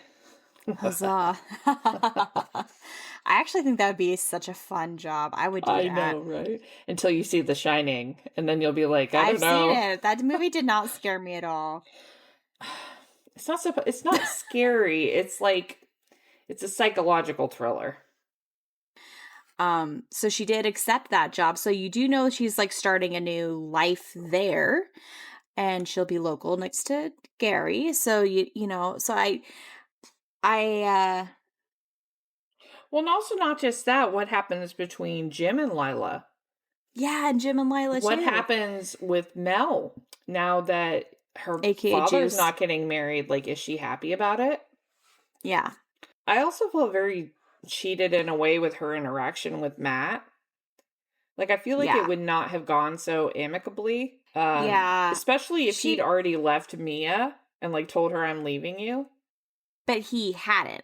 And this is where I say fuck Matt again, because I definitely think he went down there with a Hail Mary, because I think that he was looking for Mia to fulfill something in him. And then like once he was in it, it wasn't doing it anymore. And now he's like looking at everything with rose-colored glasses and wants her back. But I also think that because he never said he broke it off with Mia. He is like, I made a huge mistake, I want our life back, but he never says that he broke it off. So I feel like he's just testing the waters to see if she's in for it, because he's not going to ruin it with Mia if Phoebe's not we just don't know. On board. Or we just don't know because that conversation didn't happen. But I do think that more should have happened there. I just feel like with what he did, he was so serious. He flew out there. They had sex. Like, they had a moment. Like, I feel like he would have fought for her more than that. And maybe he will when all the dust settles from this. I think a lot of times in books, when there's this, like, breakup, it's very, like, clean severing of, oh, well, they have one conversation. It's like, well, we've grown apart. Where do you think we could have been if we would have made this choice? Like, they have this, like, weird monologue conversation. I do feel like it was kind of like on par for that, just because I've seen it 100 times, and I was thinking to myself, okay, when in one of these books is they gonna get mad? I'd be like, what? Well, that's the thing, she's been mad this whole time because it's been 2 years. I'm not talking about her. Oh, I'm talking about Matt. It most of the time it doesn't end that way. There's at least an argument. Yeah. Of some kind. So I did feel a little bit like, oh, he's just getting on a plane now, like it's NBD. No big deal. Right. Yeah. Right. Okay, no. That's not how it would well, and maybe that's how it would have gone then, but there would have definitely been a follow-up to that, especially after them sleeping together. And I think that the more realistic Matt thing that would have happened, like if he can't get a hold of her, right? Like, but he knows where she is. He could have just called the inn and like patched me through to her phone, like, so she doesn't know I'm calling, and like gotten proof of life that way. But like, he went down there. Yeah. What did you think about Marla? That's a character we haven't talked about yet. Marla was an interesting character. She was Gary's sister, and she was a bit of a bitch. Just super uptight, like when they dropped the Tamagotchi in the ocean. Human Princess, by the way, is the name of that. Human Princess. Yeah, that was Tamagotchi. weird. That was weird. Well, when they dropped the Tamagotchi in the ocean, she was like, you can't let her. Like, yeah, she's just like one of those people. That's the best way to describe her. You can't let her during your funeral. Yeah, she's always got to say something negative. Yeah. Yeah, she has a strong personality and there's no pleasing her. And a very sexual personality.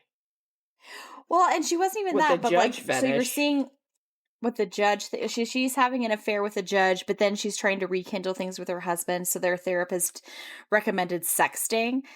So... not just that. She had an affair with the judge and got fired because of it. Yeah, because she was like a big thing. She was like the mayor of their province or whatever, and she fucked a judge. But now her and her husband, Robert, who is also a judge, are trying to like rekindle. So she's seeing Phoebe's seeing all these sex pop up on her phone.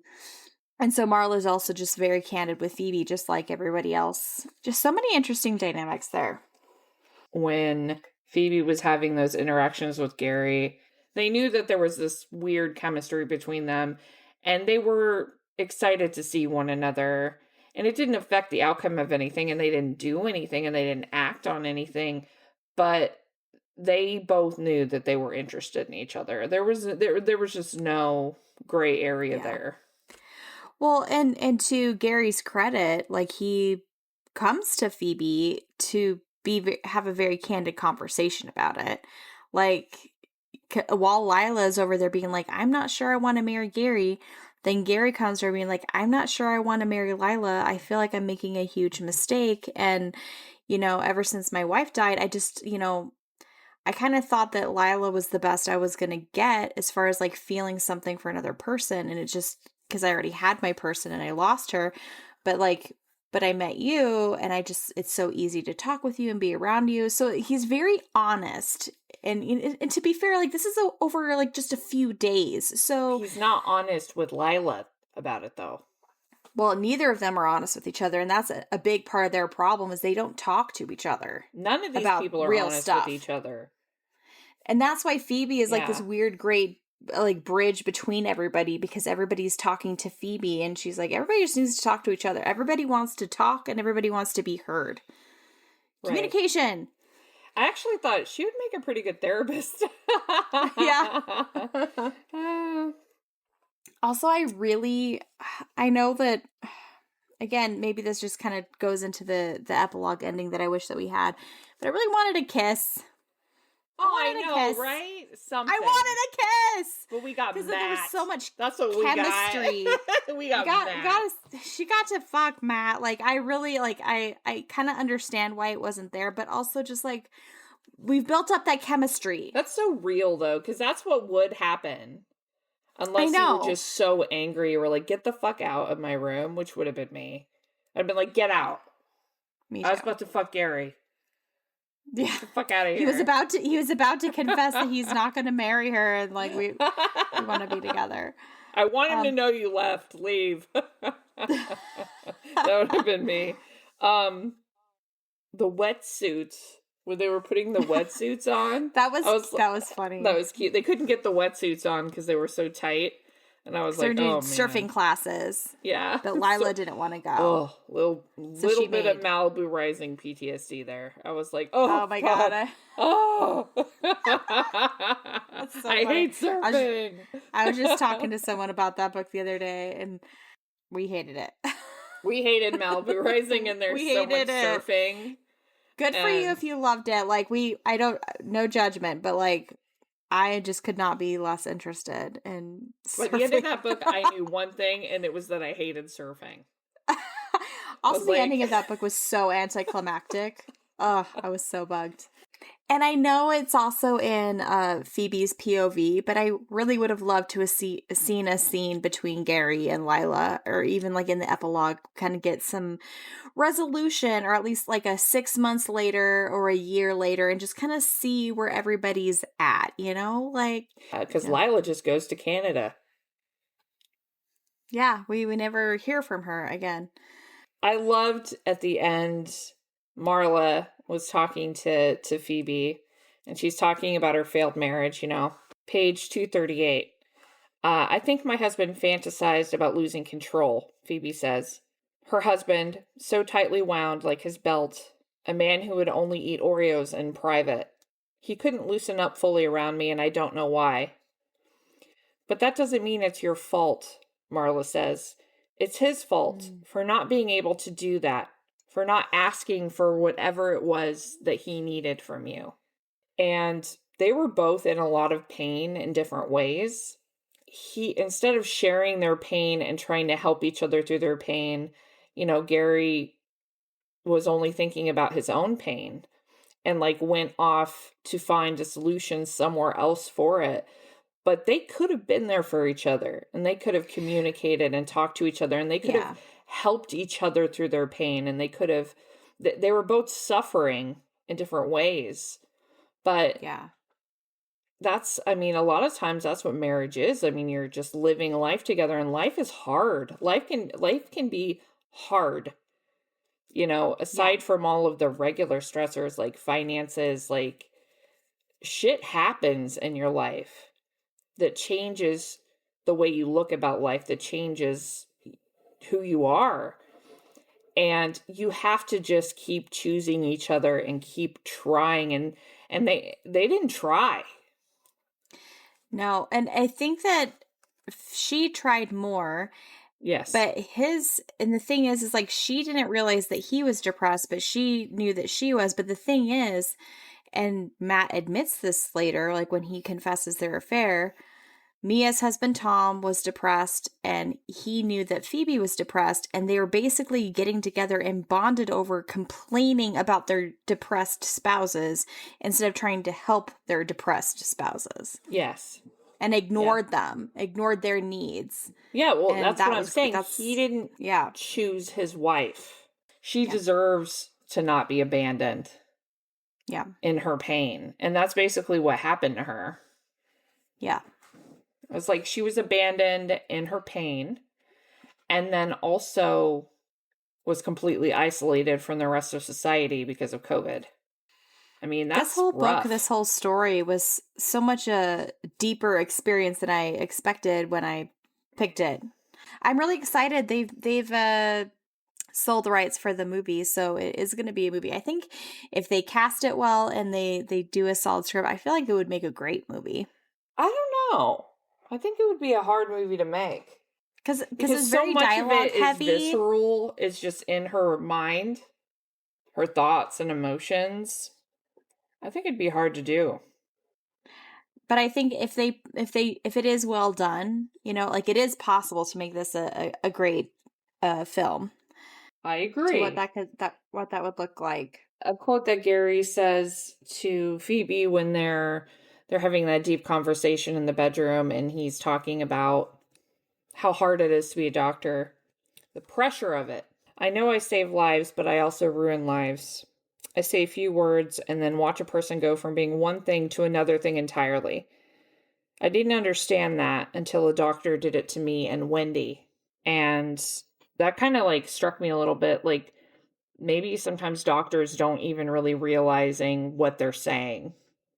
Like they're just doing it because it's their job. They're telling you things because it's their job. But like it hits differently when it happens to you. And then you have to keep doing it. Yeah. Like, can you imagine like just the trauma that comes from just like re-traumatizing yourself every time? Oh no, for sure. And I also really, that's one thing I really loved about the book too, is that, you know, we get Phoebe is kind of the conduit to let all of these characters air out their dirty laundry or like their innermost feelings. And it just goes to show you that, like, you never know what anyone at any given time is going through in their lives. And just kind of like, at least I try to just have grace for people, because you just never know what they're going through. But I think that if you were to have a weekend like this and just like have one honest conversation with most people, you'd realize you have more in common than not. I agree with that. And I also think that was something about COVID that was really present in this book. And it actually made me kind of sad for a second, because I remember that, like, when COVID was over, it was like everybody was so nice. Do you remember how nice everybody was after COVID? We were all so forgiving. And just like in this book, like in the hotel when they're there, she just says things like, oh, we're understaffed right now. Sorry about that. And everybody doesn't have a Karen moment. They're all just like, oh, okay, well, you're a human being. And, it was kind of like everybody was treating everybody well, because we were all just happy to see people. Yeah. I miss that. I feel like that went away. Yeah. I don't think it went away as much as it definitely went away. Like here. It was pre-COVID, but also, having said that, I live in Utah and most people are nice here. We're really nice here. Well, I live in Indiana, and us Yankees aren't so nice all the time. I loved the part with Jim and the spoons. Oh, the palate cleansers. That was cute. So, like, they're supposed to have a palate cleanser with their meal, but it doesn't get served because the fireworks are going to be done. And Lila's trying to push the meal along, yeah. Yeah, and so, Lila's not trying to, but the hotel decides not to serve the palate cleansers, and she has, like, this huge freak-out moment about the palate cleansers. We paid for the palate cleansers! Wait, but you said you wanted to get to the beach on time, so we were just trying to hurry it along. And so she, like, has a fight with Jim, who they're secretly crushing on each other. And Jim is Gary's brother-in-law. It was his dead wife's brother. Mm-hmm. And he's always liked Layla, too. And so they're always having these, like, interesting arguments. And they're getting ready for the wedding, and he literally brings her all of the spoons from the dinner and is like, I got your fucking spoons. Here they are. Now everybody eat like 160 spoonfuls of sorbet, okay? Lemon sorbet. And he's like, they're great. They're very refreshing and cleansing. Now eat all of them. Ah, Jim. Jim. Jim. And then I loved it when Matt asked her who all these people were at the wedding, and she didn't tell him. Page 321. When they are alone, Matt says, who are these people? But Phoebe doesn't answer. She refuses to explain the wedding people to him. They are hers, not his. She's like, you know what? Yes, girl. You don't get to share this with me, what this has meant to me. Like, I'm not sharing this with you. I loved that choice, that independence. Like, I don't need you. Yeah. Well, and it's like Matt coming back for her too and saying all the things that she's been fantasizing about and like not being able to let go of their marriage. It was weirdly when he showed back up asking for another chance at their marriage that she was immediately like, oh, actually, no, that's not what I want. Yeah. That's not what I want, actually. Even though like she's just not been able to get over it. And she just has fixated on the loss of this marriage. And then now that she's gone through this journey, now she's just like, no, that's actually not what I want. Not at all. You're offering it back. Not at all. Like I've discovered a new version of myself that was, that was needed long before the affair or whatever. And so I think that also helps her to kind of like get some closure on that and just really be able to close the door on that part of her life and then open the door to her next chapter. Lila's called off the wedding and called it a waste, and Phoebe's giving her a pep talk. It's page 341. Phoebe says, a wedding is always a fleeting spectacle that is 100% going to become packed down into a teeny tiny garbage square that'll wind up in your father's landfill someday. None of this is very comforting so far, Lila says. So Phoebe jumps to the final line. But it's also true that this wedding will never be a waste, Phoebe says, because I came here to die, and now look at me. This is when they both start to cry. Oh, it's so beautiful. It's beautiful. I just loved that. I love the whole premise of that. You know, when I was doing the 1 stars, a lot that I was seeing were a lot of people getting really offended and butthurt about the touchy subject of suicide and all of these things. And they're like, you know, it's not realistic for someone to be in that dark of a headspace and then just like flip a 180 with all of these strangers. And I'm like, that's not true though. Yeah. It is just true, a switch. Though.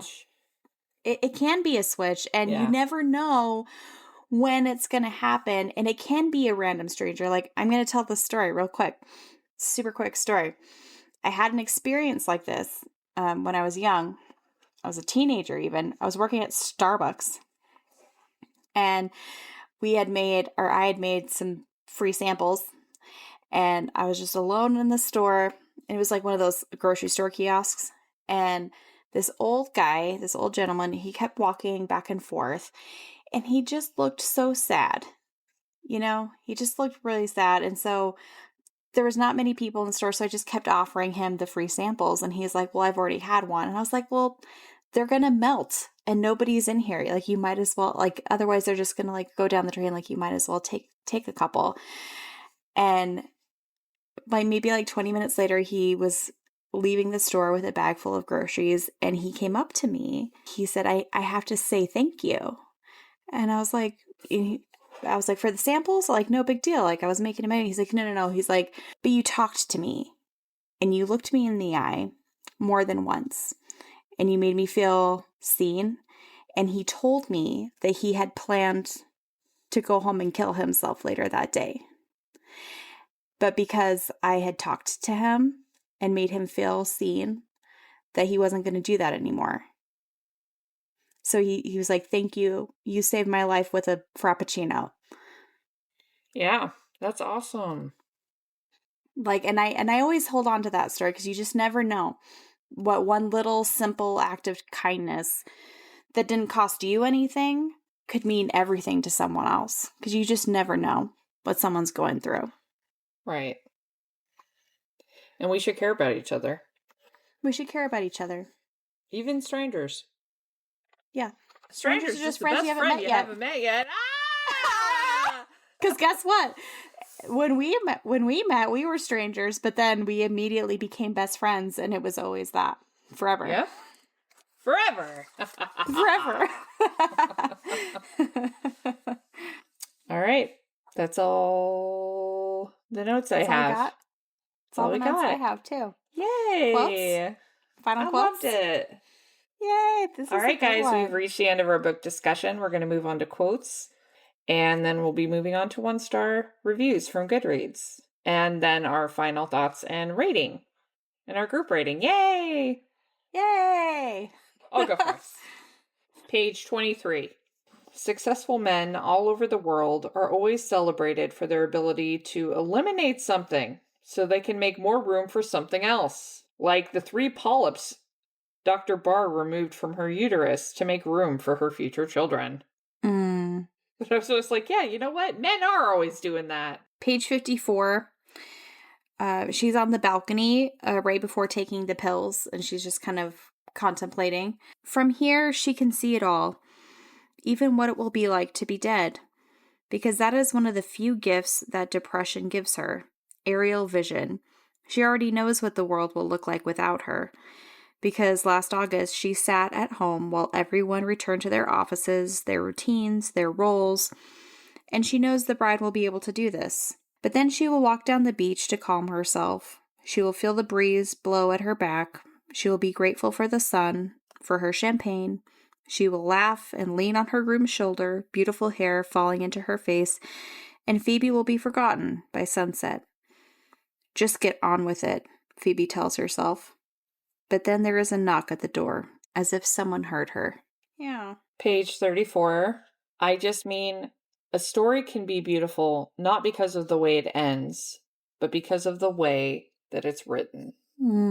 That's a good one. So many hit the spot. Page 94. This is during the first meeting in the hot tub with Gary, and she confesses what she was planning on doing. This is the gift random strangers can give you, Phoebe is realizing.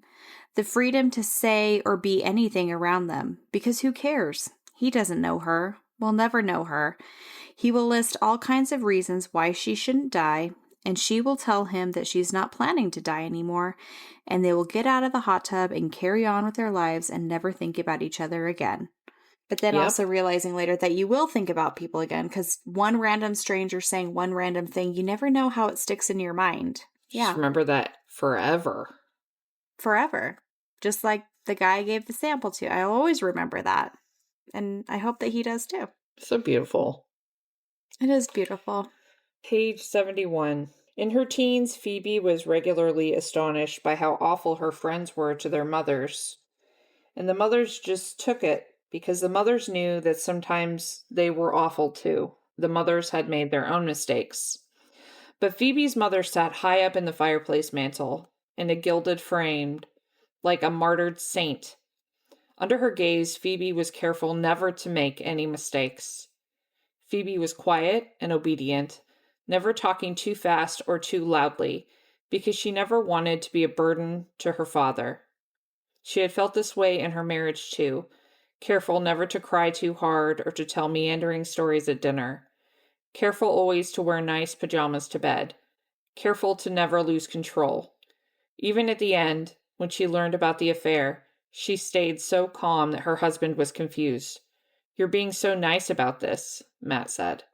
That really, struck me, how she said that she was just astonished at the way that people treated their mothers because she just didn't have one. And she couldn't imagine, having one and being shitty to her mother. Yeah. But the idea that, the mothers and the children, they both know that they're human and make mistakes, and that the only example she ever had of a mother was in a frame looking down on her. She always felt like she had something she had to achieve or live up to because she didn't have a mother. And that was very striking, because it really puts you in the mindset of somebody who's gone through that. Yeah. With one paragraph, just very seamlessly, just helps you understand the why Phoebe is the way that she is. Yeah. Just one of those little tidbits, and I love that. I love that. There's so many good ones. Speaking of moms, page 193, Phoebe and Juice are in the car. Even they're getting along with each other but people are always surprised by that. This is probably why Phoebe has been told many times that she is not particularly maternal, but she thinks what people mean by this is that she does not act like a mother on TV, who is often loud, always trying to hug someone, doesn't really matter who. Phoebe is not a hugger. Her father was not a hugger. He gave her a small pat on the back whenever he wanted to say, "I love you." And when I read that passage, all I could think of was my mom, my mother. We are huggers. My mom is the Bob Saget, Danny Tanner of hugs. Mom, I love you. You give the best hugs. We Petries are big huggers. You guys are huggers. Huge. Huge. Huge. But ironically, my grandma, not a hugger. That tells you something. Huh. But my mom gives the best hugs, and if anyone's lucky enough to meet my mom, she'll hug you. She will hug you. She does give the best hugs. And it will be the best hug you've ever had in your entire life. Yeah, it heals your soul. Even if you are a stranger, she will make you feel so loved that you'll cry. And I've seen it happen. I've seen my mom hug strangers, and then they cry, and then she hugs them again. Oh. Mom, you're the best human. Love you. I love you, Miss Petrie. Gary's Secret, page 96. Once in college, I became addicted to my girlfriend's romance novels. We started reading one together as a joke, but then I actually got hooked. I mean, I got completely addicted. Read them for months. So there you have it. It's not that embarrassing. What's wrong with that? Clearly there is something very wrong with that, he says. A 21-year-old boy in his dorm reading Confessions of a Victorian Virgin. You guys know that you would get into the smutty reads. It's like that episode boys on that would love the smutty. They would love it. It's like that episode of that 70s show where Red discovers Kitty's a smutty novel and he like reads it on the DL, and then by the end of it, he's like, let's adjourn to the bedroom. And she's like, you like it. Or Joey with Rachel like, this is porn. This is just porn. This is porn. I'm not ashamed of my book. Just on the shelf out in the living room. I don't watch porn. I read it like a fucking lady. It's not smut. It's cliterature. It's cliterature, don't you know? Page 215, Lila's mother is talking with Phoebe about finally agreeing to pose nude for this painting for their gallery. That is the one that Gary also bought, not realizing. I didn't want to be saved from myself. Nobody does. All we want is permission to stand there naked and be our damned selves. This sounds true to Phoebe. This sounds like exactly what she wants, what she has secretly always wanted. To read books when she wanted to read books, to be sad when she was sad, to be scared when she was scared, to be angry when she was angry, to be boring when she felt boring.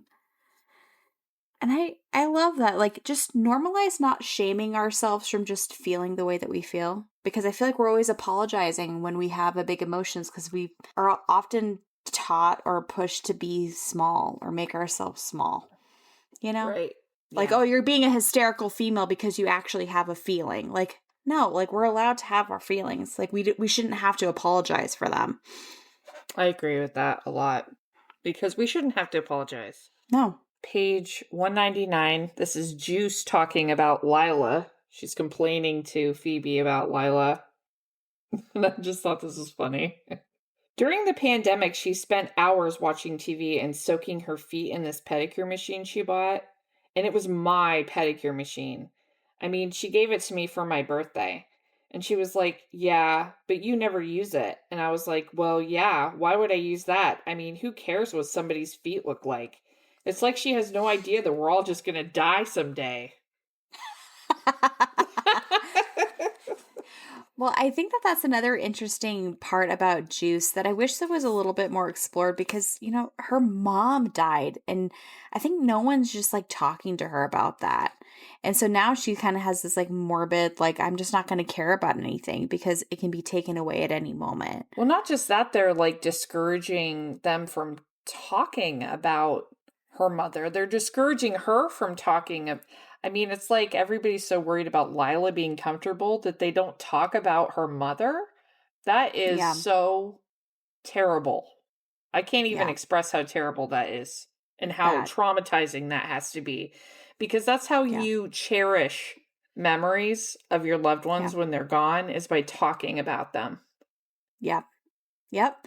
And again, showing like Lila's not prepared to be in this scenario because like, oh, well, she gets upset when I talk about my mom. And it's like, that just shows you where Lila's at and how selfish she is, you know? Yes. And why she immediately bonds with Phoebe because she's like, you're allowed to talk about your mom. You're allowed to be upset that she's not here anymore.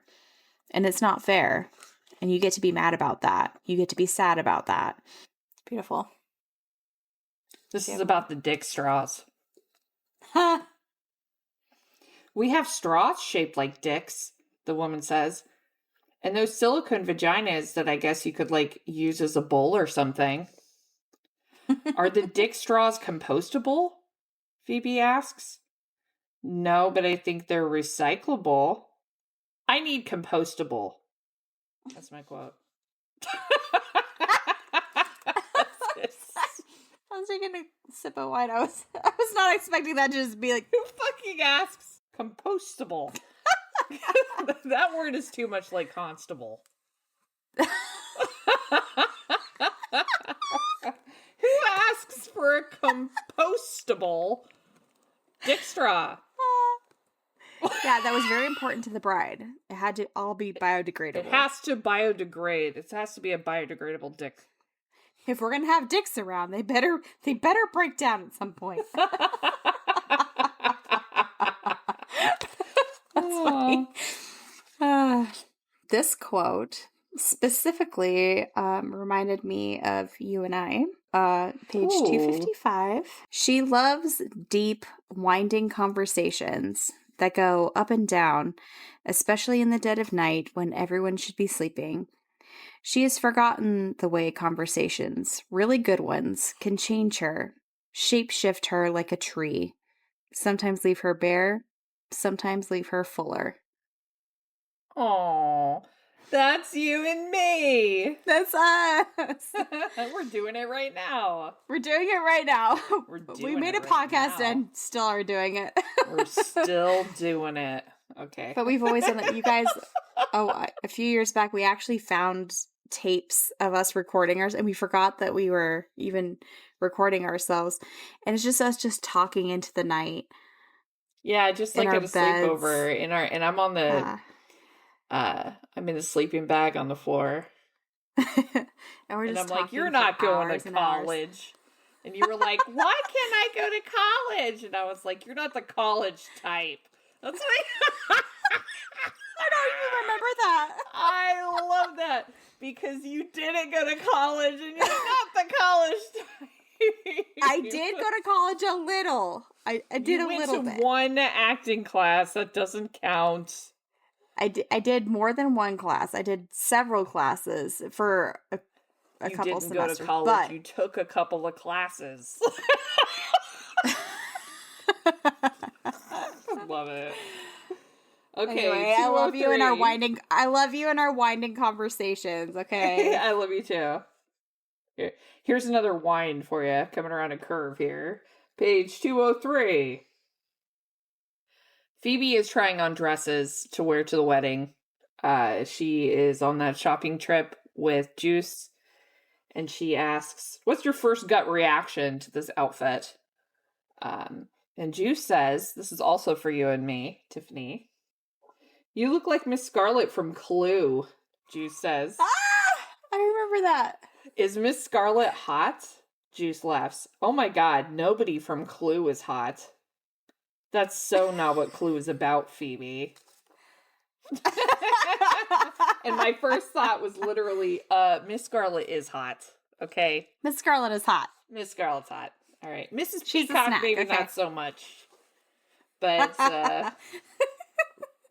that's good. Miss Scarlet is certainly no Mrs. White. I almost marked that one down. But you didn't. Page 287, a poignant thought about happiness, kind of like we were talking about earlier. Gary says this. The question presumes that we can be happy, Gary says. Can we not? Phoebe says that. I think we talk about happiness all wrong, as if it's a fixed state we're going to reach, like we'll just be able to live there forever. But that's not my experience with happiness. For me, it comes and goes.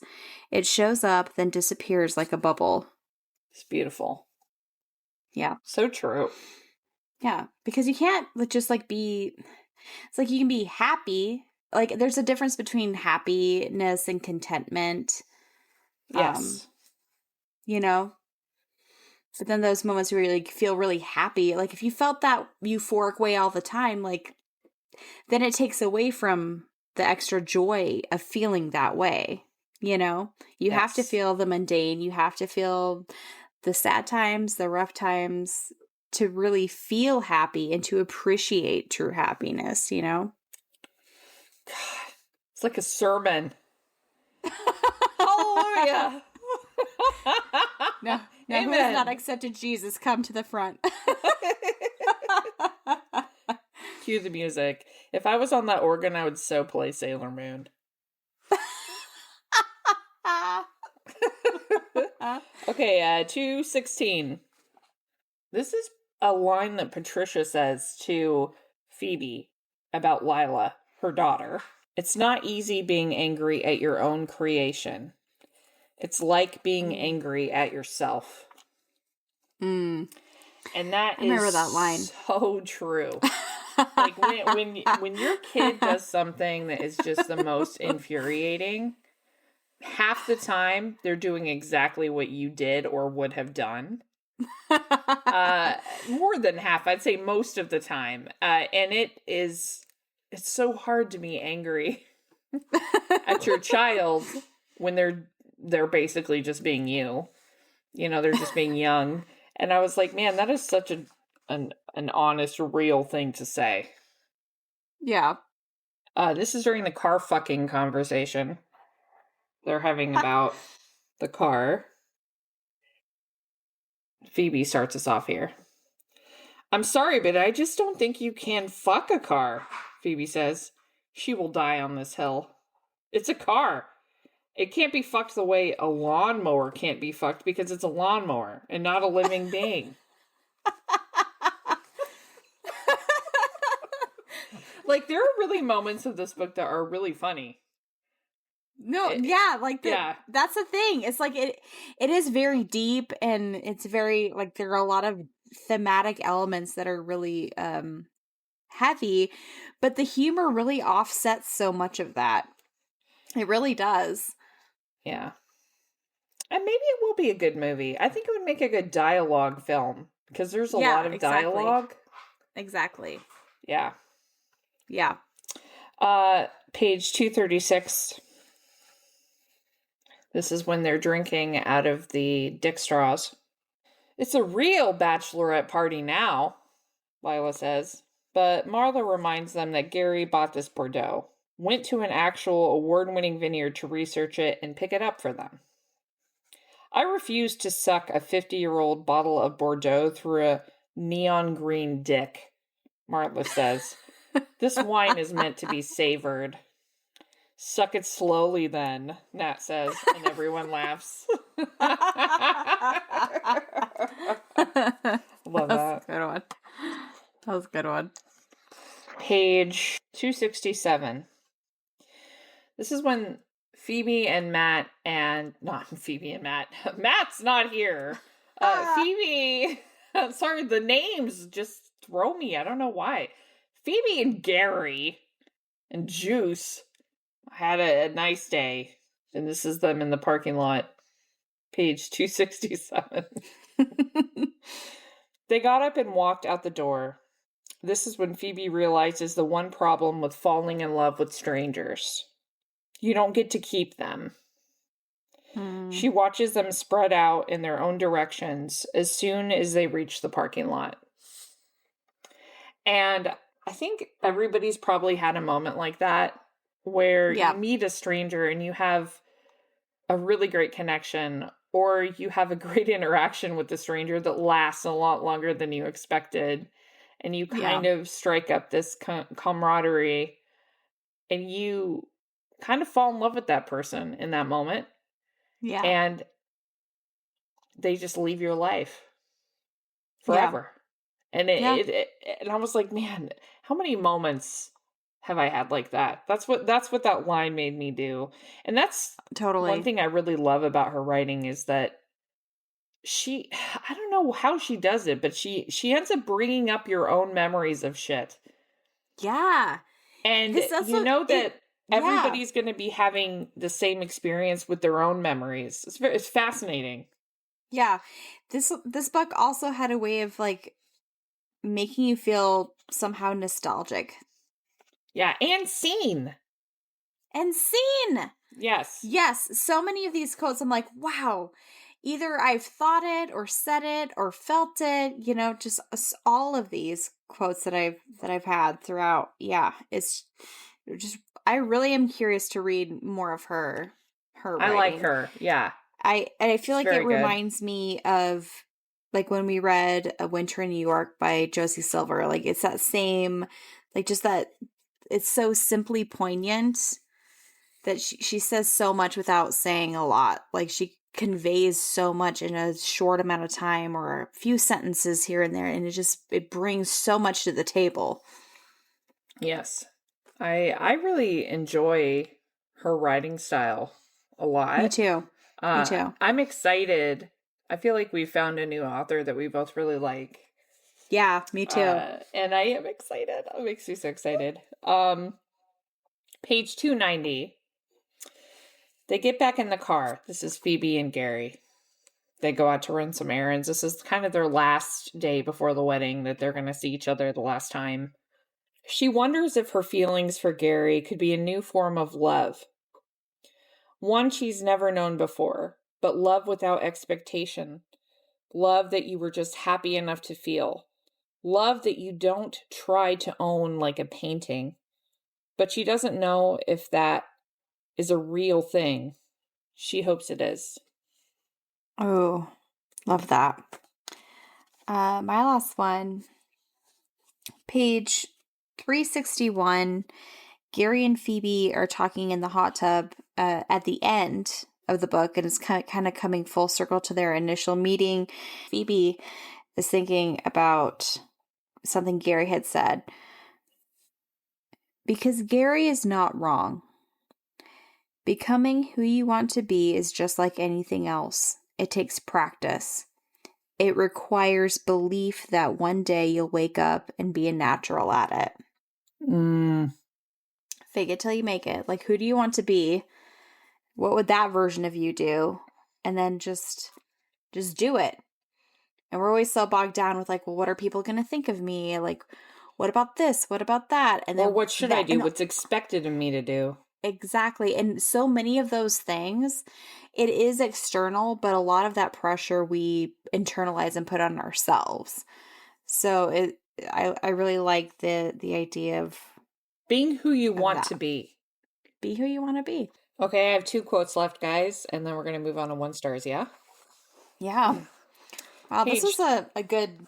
This is a good one. I like this. It's all right. Yeah. Right?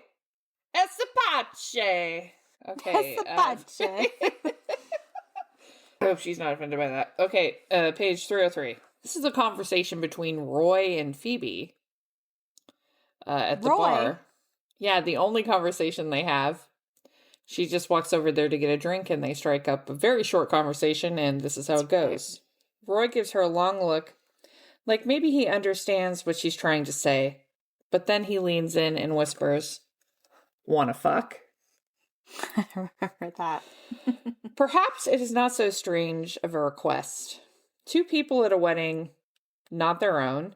It happens in movies all the time. It probably happens to Roy all the time.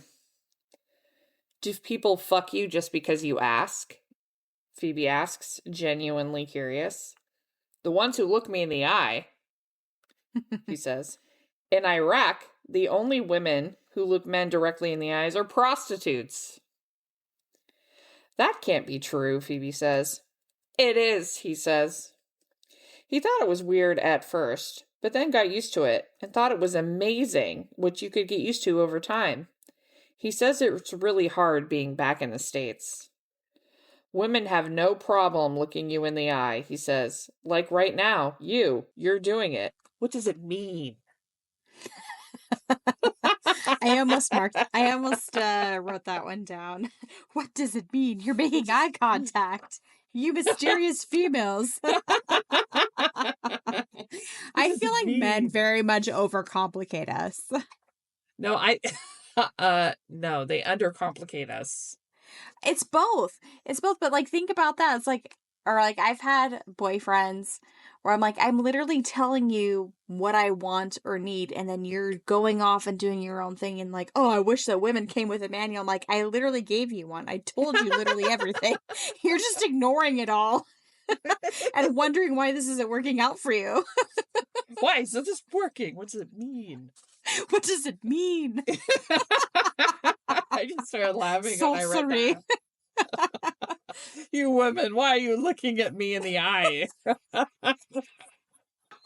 That's such a guy thing to say. You're sporting so much ankle too. Yes, that ankle. The exposed skin of your ankle is giving me conniptions. Are you interested or are you just a prostitute? Madam, pull up your stocking. Madam.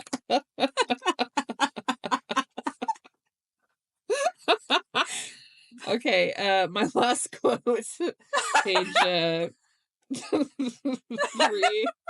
304. Phoebe orders a margarita.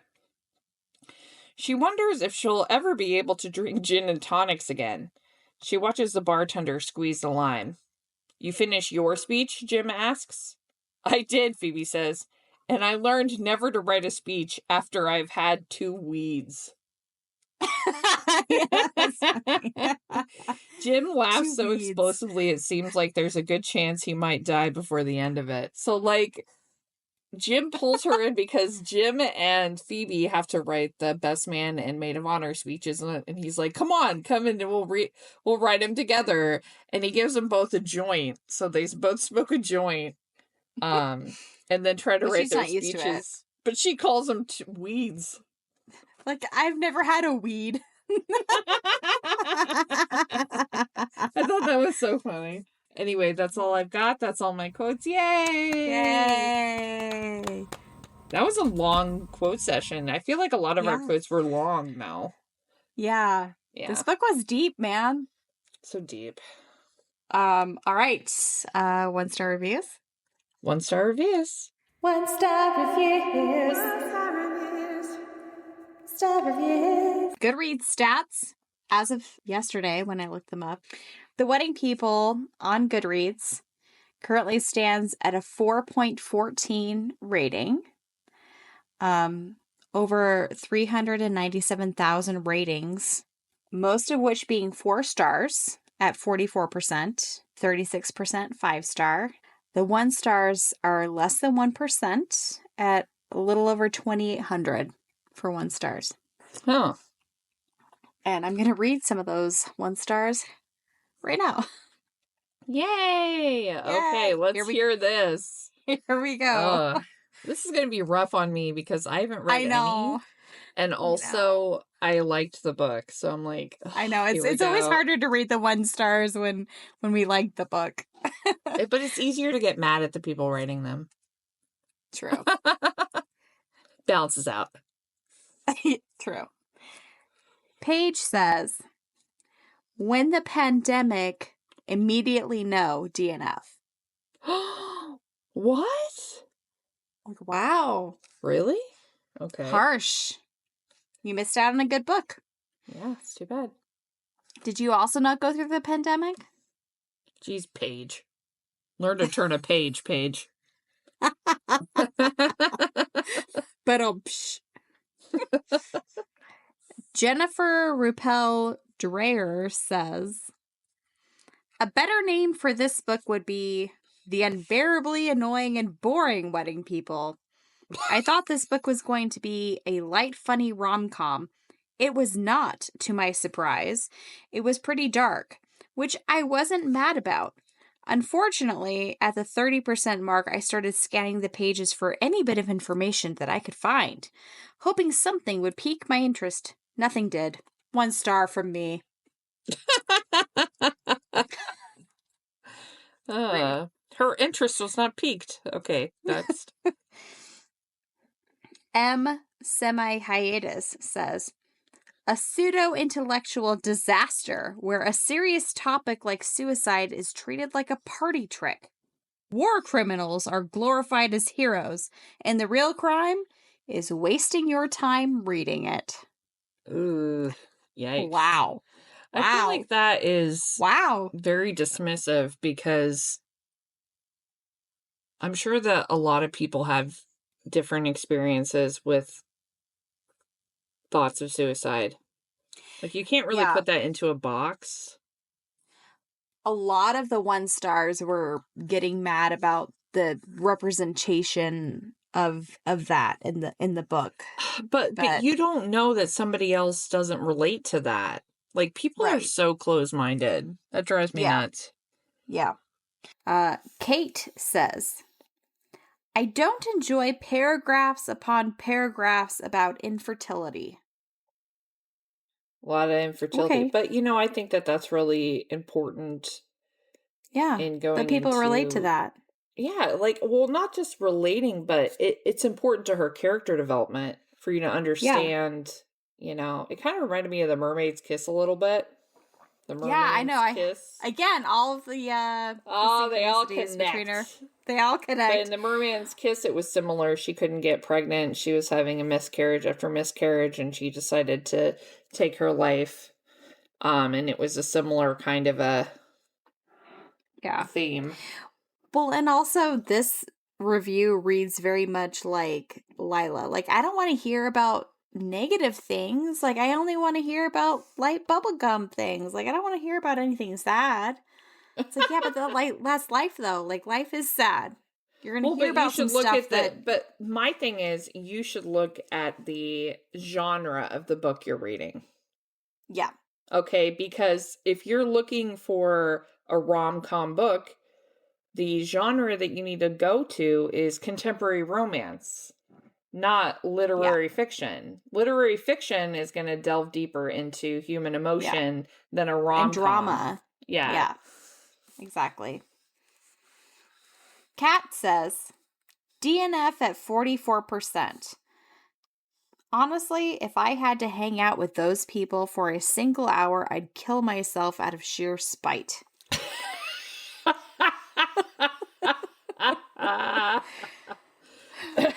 Wow. Sorry. Okay, she didn't like it. Sandy says, didn't finish the book. Couldn't get into it. It was going so slow.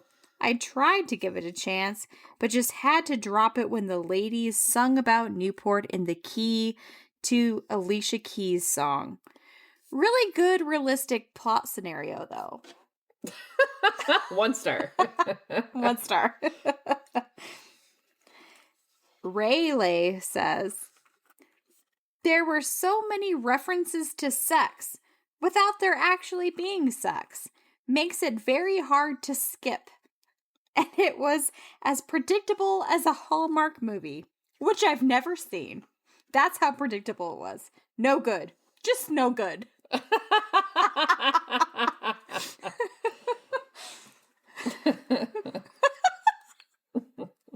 Like, you're judging it for being a Hallmark movie while never having watched a Hallmark movie. I wonder if this will be on Hallmark, the movie.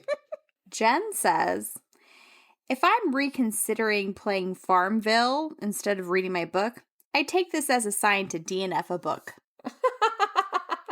Farmville is fun, though. Paula Bothwell says, and this just made me chuckle because it literally is like those screen it websites that our parents used to go to when we were little to determine if like movies were appropriate for us to watch. Like, there's a tally. Remember a tally. We used to write our own. Yeah, there's literally a tally here. Ready?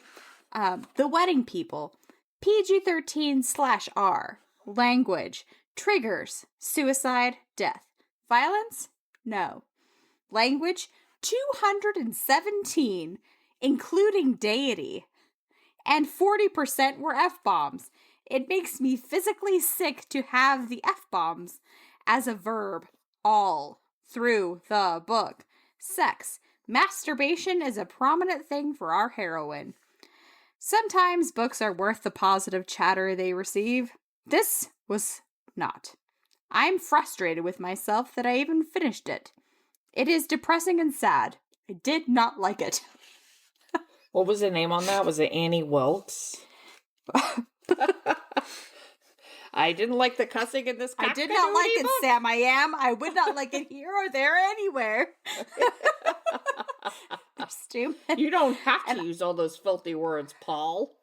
And honestly, like, I didn't clock most of them. I was like, I felt like it was a pretty clean book, but maybe I'm just like immune. I didn't even like notice it. Yeah, because it wasn't there was that bad.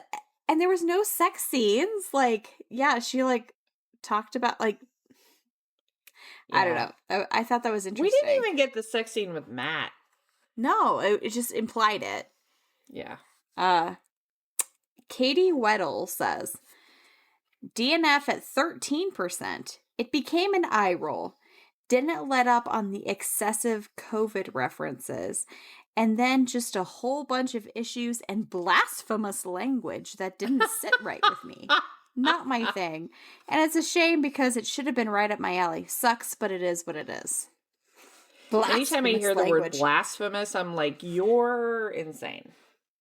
If you are saying the word blasphemous in a serious tone, I'm immediately like, well, you're crazy. Yep. Like, it just, like, my brain is like, yeah, I've decided. Like, you're nuts. Yeah. Last one. Emily Hughes says, a nothing burger with a side of word salad. Don't PMO. Piss me off. Oh, is that what PMO is? Either piss me off or piss me off. I thought that was a word. I always just read it as Pumo.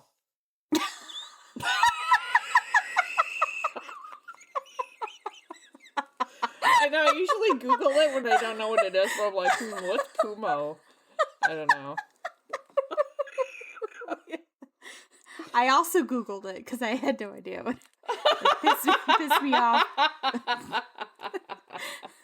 Dead. That's it. That's all I got. Like, shaking my head, SMH. I always just. Oh, I had to Google that one too. Oh, I did like 7 times before it finally like took root in my brain. I'm not even kidding. And I would just be like, I would read what they said, and then at the end they would write that, and I'd be like, Shma. Shma. I still say LOL in my head like lol. Oh, lol. Oh, lol. Lol, that's funny. Graham's texted me out of the blue the other day. What does LMAO mean? You know how I always say it in my head? Lame-o. I love it. Yay! 1 star. Yay! 1 stars. All right, time for final thoughts and ratings. Lita, do you want to go first? Sure. Usually when I am done reading a book, immediately done, is when I initially write my rating, and then a couple days later I'll come back and redo it because I need time to think about a book before I rate it. I really do. My initial reaction is always very, like, I almost said violent. It's very passionate. It's like, ugh. When I'm done reading a book, whether it was a good book or a bad book, I always have like an eruption of emotion that usually doesn't match how I actually feel. So I'm not going to go off my initial thing that I wrote, which was hated the ending. Also no sex. Blah. 4 stars. So initially... That's the least amount of notes you've had for anything. I know, that was but I would like to expand a little on that. I really did love this book. There were times where I didn't know if I would, especially when I began. It just gets you. Yeah. And I really think that no matter who you are, it's a book that can get you. I think she's a beautiful author. Even if I never read another one of her books, I would say that about this author. It really hits you, and there's no way something that is written in this book wouldn't hit you. Yeah, you read it all the way through. There's going to be something you're taking away. It really made me think about life. It made me think differently about depression. I loved it. The ending, I didn't care for.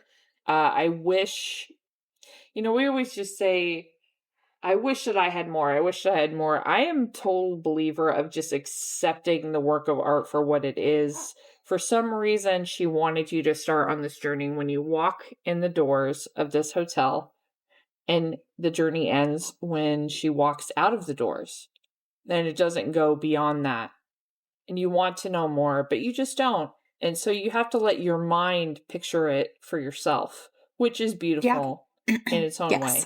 But I'm going to go ahead and just stick with that rating of 4 stars, that initial gut rating, because I really do think it was a great book. I don't think this book is for everyone, but I did really enjoy it. So for me, it's 4 stars. 4 stars. I love that. Yay. Love it. For me, I really, really, really enjoyed this book. For me, it was a quick read, and it was so refreshing coming off of not a great read. I was just so refreshed by the writing, the connections between the characters. I found like the writing was so poignant and the dialogue was refreshing and blunt and honest. I love the idea and the premise how one person, one action can alter the course of someone's life into this butterfly effect of change for everyone involved. Because no one starts where they end. Like everybody who's there goes on a different journey and ends in a different place that they started just because of one person's involvement in the weekend. I really love that idea, that freedom of anonymity with strangers, and that kind of helps Phoebe figure out who she wants to be. I did not find the book boring at all. A lot of the 1 stars were like, boring. Like, I did not find it boring at all. I was 100% engaged the whole time. I did wish for more from the ending, from like a epilogue standpoint, like if we saw more from Lila and Gary and all of the dynamics there. But all in all, I enjoyed it so much that it's a solid 4 for me. Yay! Solid 4. Look at Loved us. Loved it. Looked at us. 4 stars. Group rating 4 stars, guys. Group rating 4 stars. Solid read. And just for the record, whenever we match on ratings, like we never change our ratings to match the other. Like no, we never fudge it so that we match. I have proof. Look, it's Me exactly too. what I said. Read what I Me wrote. too. 4 stars. Oh, 4 stars. Look at us. 4 stars. It's in I print. have changed my rating before. And the only reason that I have in the past was because the discussion changed the way I felt about the book. See, that's the only difference.